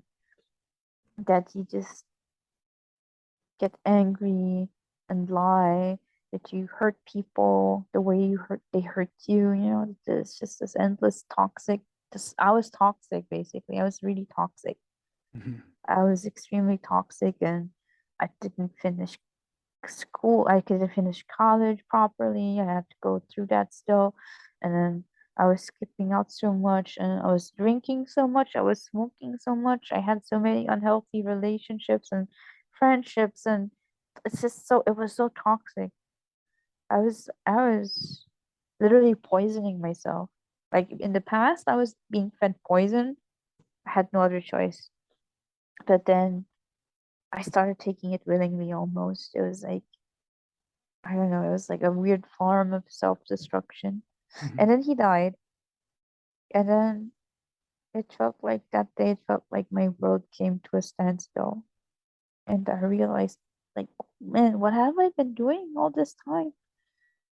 Like, this person, the only person who actually genuinely cared about me without anything, without punishment, without me having to earn it or anything. You know, he got sick and he's dying, and there's nothing I could have done or did do. And I felt like so shitty. But you know, I did make him laugh right before he died. I told him a weird dumb joke and he laughed. So that's my You last memory of him. you Last, and after that, you said you made changes to yourself, right? yeah. So you remember that moment in your story when your dad was looking at the moon? Yeah. Feels like your dad is the moon in your story. Yeah. It's Because kind he of the was same. laughing. He was laughing right before he died. So maybe he gave you that. Yeah, I think so. I think he died so that I could break myself free from that. You know, he was like, births are painful, right? Mhm. Hatching out of a cocoon is painful because you have to break yourself down to nothing to just go, and then you come out reformed. And maybe that was that for me. That he loved me so much that he gave me that through his death. I, And he's still around, like I said, like he shows himself as a moth. Oh, I don't know your dad, but the way that you tell the story, it feels like at least there was some mutual understanding. Yeah, Maybe I mean the reason that you had the feeling he would pass away. And sometimes you can tell when somebody has given up a little. And yeah, that's not always, I mean, it's sad when someone dies, but at the same time, it's not always something that's evil, I think, especially if you're really old, yeah. right? I think Every story has an ending. I think death I think death is gentle and loving. So actually I have a doll that is my representation of death, and I call her Lady Death. Mhm. And when my dad was dying, I was praying to that image of her, of Lady Death. I was begging her, I was like, please, please, please, please, just stay with him and make sure that he'll be all right and that he won't be lonely. That he'll be coming home safe and sound, like that. I was I was praying for him, for his death, because I knew it was coming. I was begging her. And then, it's just I feel at peace knowing that he is with her, but it hurts a lot that he is no longer with me. That loneliness scares me. I think Understandable. it's probably very selfish in hindsight that but Yeah, yeah. I think it's also a little bit soon because there's a big age difference because your parents they got you at a later age, right? Yeah. That was like So 24? No, 23? No, 23. Yeah, yeah, yeah, 23. because I mean 72, that's kind of Yeah. in the range of the time that most people start. Die, yeah. And for most people, that's maybe like in their 40s or 50s, but for you, it's earlier because your dad was just Yeah. old at that point. Yeah. Mhm. I That's understand. how I feel like with a lot of people in my life, like relatives, that I'm like at the tail end. Mhm. Like other people, they get to experience the beginning of a movie, the intro, the credit scene for it shows who the director is, and you get to watch the whole movie. For me, it feels like I am in the last 2 minutes of the movie, right before the credits roll. My whole life, it feels like an eternal sunset. That's the mood I always have. It's always a sunset. And It kind of was in a way, maybe, but sunsets are nice, aren't they? yeah. Mhm. So I don't know. Just a lot of things that I like when he passed. I really enjoyed the Little Prince, because in the Little Prince, the way he leaves Earth, you know how the story ends, right? I think my mom used to read it to me as a kid, but I forgot the details. So they have all these adventures. My dad, he was like the Little Prince. He's gone through all these places, experienced all these things, and then I'm the pilot, and we spend some time together. Mhm. But then he has to go back to his star, to his rose, to the other me, because my dad used to call me his little rose, and for him to do that, he basically kills himself by getting himself bit by by a venomous, or I guess venomous or poisonous snake. It's just how it is. And then he tells the pilot, "Don't be sad when I pass, because when I pass, all that's gonna be left behind is a shell. And seashells aren't anything sad, right? They're beautiful. And I have so many gifts that I've given you. I've given you my laughter in the stars, because now you'll remember my laughter every time you look at the stars." And stuff like that. Mhm. And I don't know why I'm so sad about it. I just, I I guess I think just I think this is miss him. this is a normal thing to be sad about. So It's just how it is to be human. see, And you learn how to be human. You can't hold that against you. Mhm. and so that was that. That was the turning point where I felt like a part of me had died. Mhm. It was with him at least, right? He's not alone.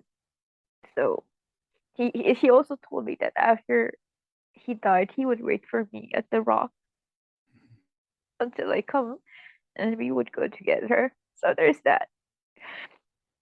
And then um so that was I was like, fuck, I'm gonna graduate now. So I graduated and I went down on my hands and knees and begged them. I busted my ass off.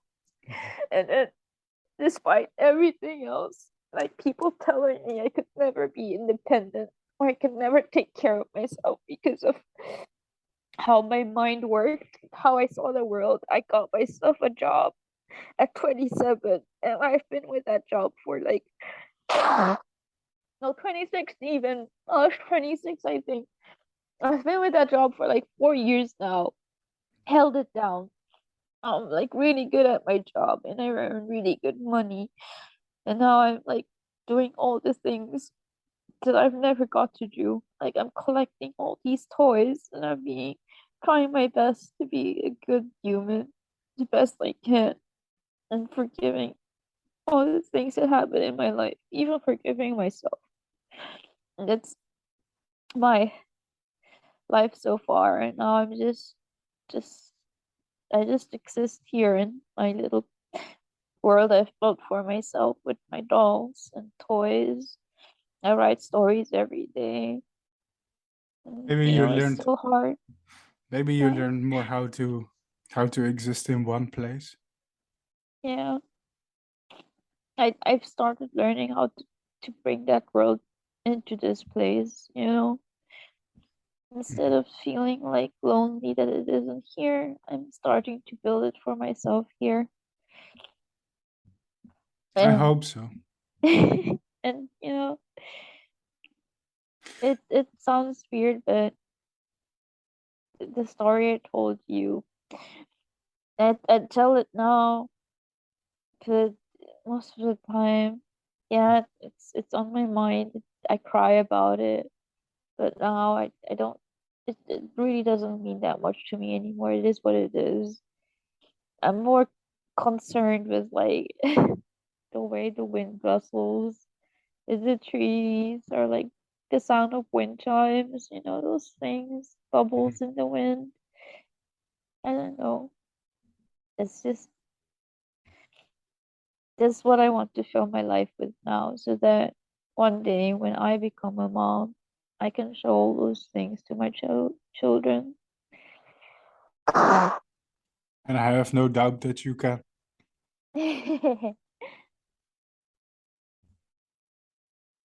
Oh man, that got really emotional fast. Sorry about that. Are you apologizing for that? No, you shouldn't apologize for that. You should be happy in a way that you can feel that. If that I makes think so, sense. yeah. Yeah. I hope that isn't a weird thing to say, but No, I think understand what you mean. if you experience these things and you can't cry about it, then you're still in the dark place, you know? Yeah. The dark I think place, the so. dark place is the place where you can't cry. Ah, yeah. You know, when I was in that dark place, I watched Graveyard of the Fireflies. You know that movie? Oh, I watched that one with my sister. Did you cry? Almost. My I sister did. didn't. My sister did cry though. I didn't. I had to swallow my tears because I can't show my sister I was emotional. You can't show her your toxic masculinity. Yeah, Oh. exactly. If someone sees me cry, my life is over. So But I didn't. But not even being edgy or anything. I you are watched it and I felt nothing. you're a very edgy little witch. Am I? I think that was a touching story, to be honest. It says a lot about you, I think. And feels like your dad is definitely still a big part of you, at least. Yeah. We have the same eye color, me and my dad. Hmm. So, you know, he took part of me with him, and I have part of him here with me. So he's not gone. I mean, his blood still flows in me. So, mm, So at the moment, what are your aspirations for the rest of your life, I guess? I mean, you're still young. Believe it or not, you're still young. I hope so. I mean, I look young, right? Hmm. Don't you think so? I look young. Huh? Huh? Huh? I wasn't commenting on your appearance, but your age. But I do think you look young. Oh, From what I've seen, yeah. I think Yeah, I think you're always. I honestly, think you're always going to be young in a certain way. I think so. Yeah. Maybe not physically, but I don't want to call you childish, but in a certain way. How do you describe youth without childishness? Innocence? Like I don't know. childlike. I'm not sure if I would call you innocent, but it's something else. It's more like the how do you even put something like that into words? It's hard. I I think I'm kind of like one of the lost boys from Neverland. Maybe, yeah. You know, like Mhm. Peter Pan, the boy who never grew up. Maybe. I think that's kind of that spirit that I embody. I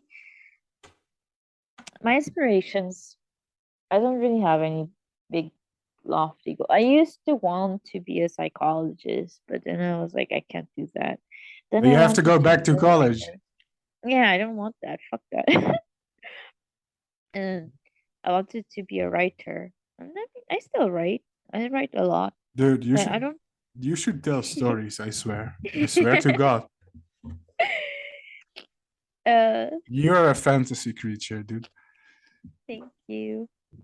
I'm listening here to this podcast, and it's like, I don't know, it's like a whole universe here. It's opening up.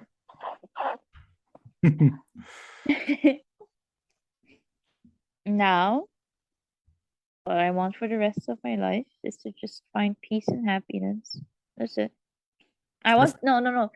Aside from that, I want children. That's something I've always wanted. I want children.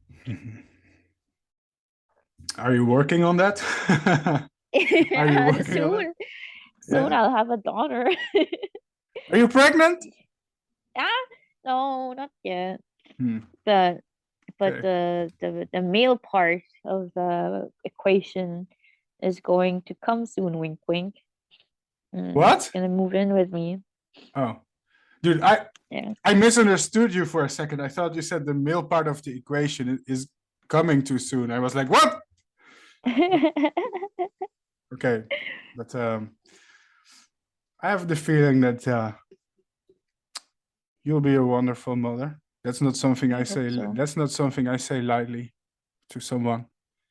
Aw, I'm careful with saying that, but yeah. I have no doubt in my mind or my heart that I think that you're someone who has broken the cycle.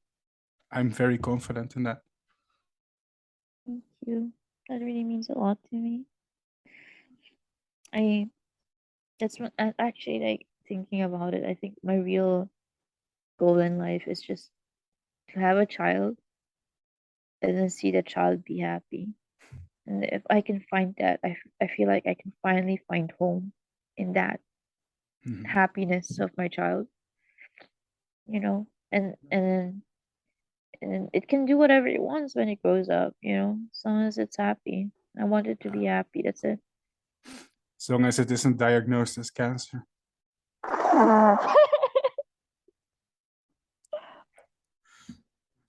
And it's almost like it's almost like you reincarnated yourself, you know? In You think a so? way. In a way. In a way.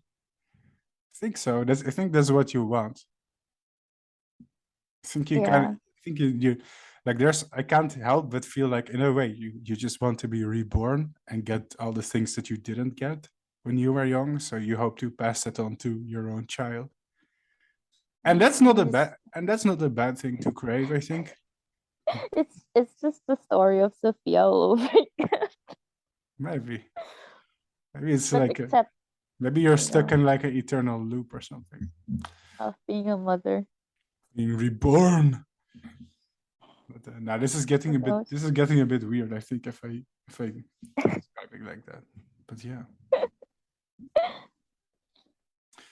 I see that on the timer we have 7 minutes left.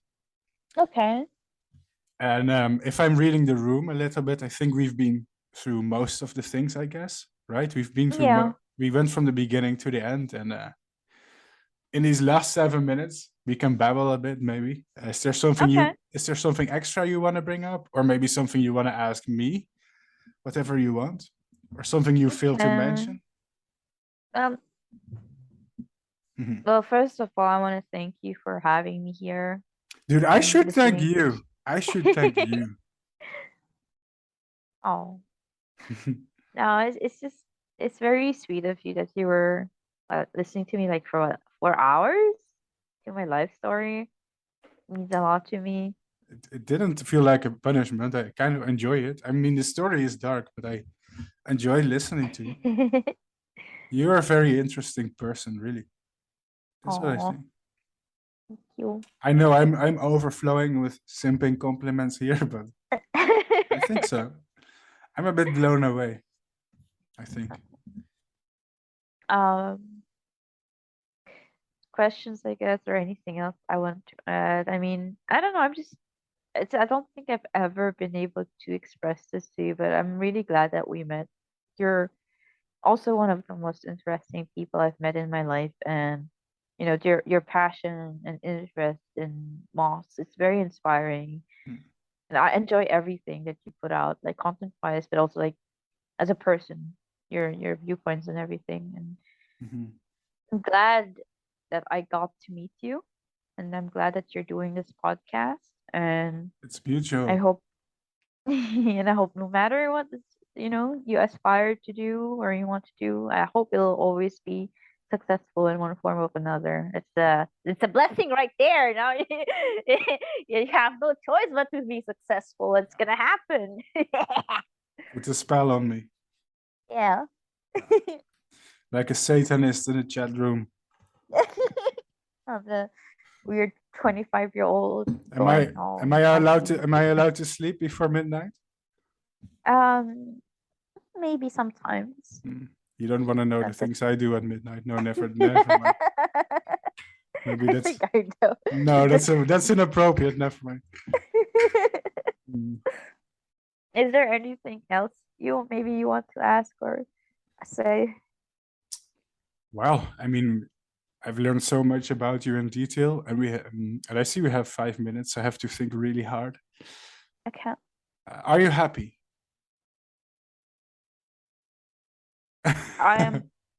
I'm both profoundly happy and miserable at the same time. Well, let's hope that the happiness outweighs the miserableness, at least a little bit, right?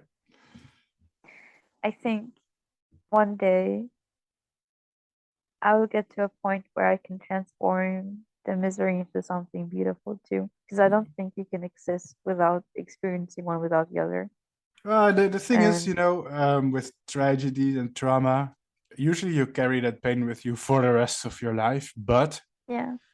it does become less and less over time. It's never gonna disappear, but I think if I would talk to you like in 10 or 20 years, you still remember, but it's more in the back of your mind.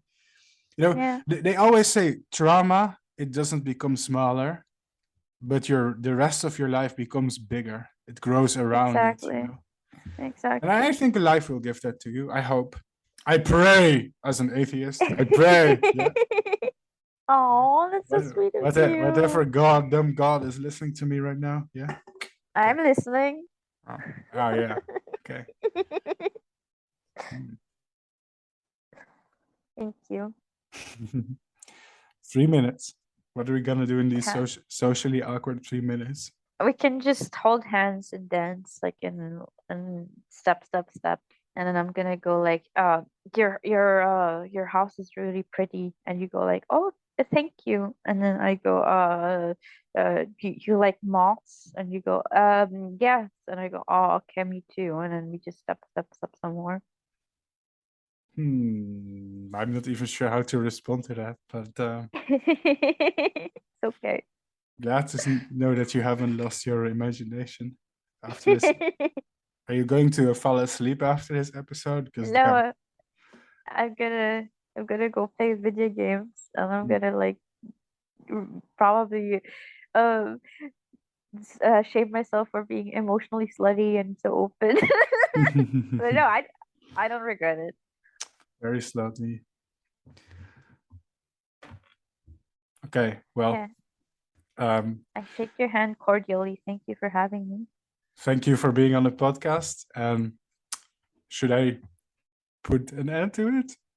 Should we let go? Okay. Let's Go out kill of it. out of the internet fantasy world that we spend so much time in. Yeah. Okay. All right. Thank you, Erika. Thank you for being on my show. That was fascinating. You're naturally gifted at talking. And I think you gave me a lot of things to think about as well. Seriously. So I think your mind, your imagination makes you a beautiful person, really, in my opinion. Thank you. Kind of like a Means a doll. lot to me. But maybe the doll is more about the appearance. It's more about the outside, the exterior. Yeah. For you, it's more like the interior. What's going on inside the doll is more interesting than its appearance. Yeah. That's a very weird thing to say. Never mind. But no, you catch my drift. Right? I catch your drift. Yes. Yeah. All right. Thank you, Sophia. We have 1 minute left anyway. I'm gonna end the meeting. Bye bye. Thanks for listening. Bye bye. Bye bye. Wow. Goodbye, Sophia. We talked for a really long time, but I think I enjoyed every second of it. You were such a unique guest. And just your imagination seems so vivid, so powerful in the way that you describe experiencing things.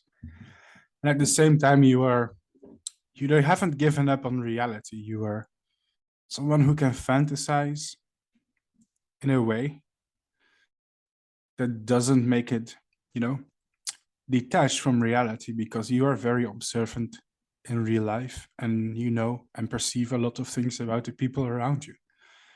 To me, that's very interesting. Now, if there's any guests who are listening to this podcast right now, I would like to say thank you guys for listening. Thank you guys for listening to Sophia's story today. I think it gave us a lot of things to talk about and think about. Last but not least, I want to say that this podcast is brand new. If you enjoyed the show, if you enjoyed this episode, if you liked what you were hearing, I can only say one thing. Please share it. Some people have asked me, Bart, how are you going to set up this new podcast? How are you going to monetize it? Monetization is not an issue right now. It's not important. Here's my advice to anyone who wants to do something new on social media. You want to make a new website, you want to make a new YouTube channel. Think about having an audience first before you think about monetizing it. You cannot monetize something if you don't have an audience. And that's the phase that we're in right now. This is only the 5th episode of the Rhodopneuma podcast. We're doing really well. We had some really cool and interesting guests and conversations, but we're really trying to climb those numbers. So if you like the show and you are listening like right now, ladies and gentlemen, consider sharing it. Share it on Reddit, share it in your Facebook groups, share it in your Discord chat, your WhatsApp chats, any of the chat groups that you share with your friends, your coworkers, your family. Show it to people. That is what really helps. Right now, what we really need is views. And that's going to make and break our podcast. Last but not least, some people may be confused about the name, the Rhodopneuma podcast. It has several meanings. I'm somebody who studies insects. Some of you know me from that, from YouTube, for example. And the name Rhodopneuma is a reference to one of my favorite moths, the Actias rhodopneuma. It's also known as the pink spirit moth. And its scientific name, the Rhodopneuma, it comes, I believe, from rhodos and from rhodon and pneumos, which means rose or rose-colored, and pneumos, which means breath, spirit, or wind. And it translates to rose-colored spirit, kind of like pink spirit. I think that's beautiful. I think it's poetic in a way. It's kind of like the saying where they tell you to put on pink tinted glasses or, rose tinted glasses. It means to see the world in an optimistic way. And even despite all the adversity and problems that we face in our life, I think that we collectively as humans tend to gravitate towards optimistic things. Maybe not all of us, but collectively as humans, I think that we do. And therefore, I decided to call it the Rhodopneuma podcast. It's a reference to my favorite insect. It's poetic, and I think it also is something that can relate back to something that is humanizing, maybe in a certain way. Last but not least, podcasts are nowadays so incredibly popular. Everyone is doing podcasting. There's probably millions of podcasts on the internet right now. And it was really difficult for me to find a unique name. I considered things like That's Life podcast or True Stories podcast, but in each scenario, there were already like a dozen of people who had the same name for their own podcast. So I decided I needed something unique, something that would identify me, and perhaps something that also is a reference to something that is highly personal. And this, I guess, checks all the marks. Whew, wow, that was amazing. Thanks, guys, for listening. I said it before and I'm gonna say it again. If you like what you're hearing, please consider sharing it. Listening to it already helps. The fact that you're out here being my listener, it helps massively. But even more helps sharing. Share it on Instagram, share it on YouTube, comment on it, have a discussion about it. Maybe you know someone who went through similar experiences in their life, and it may actually help them to listen to someone else speaking about their own experiences. So yeah, I am on the internet more of a naturalist. I make videos about nature, but I wanted to do something humanizing as well. And I think everyone's story deserves to be heard. People have a lot of raw and unique stories in their life that are worth telling, that are worth sharing with others, in my opinion. Nowadays, we live in protective bubbles and we try to swipe the bad things under the carpet. But sometimes people's real and true and honest experiences, they can be stranger than fiction, stranger than reality, and above all, we can learn something from them. We can insert ourselves in somebody else's shoes and maybe take for granted some of the things in our life that went well for us. Because, you know,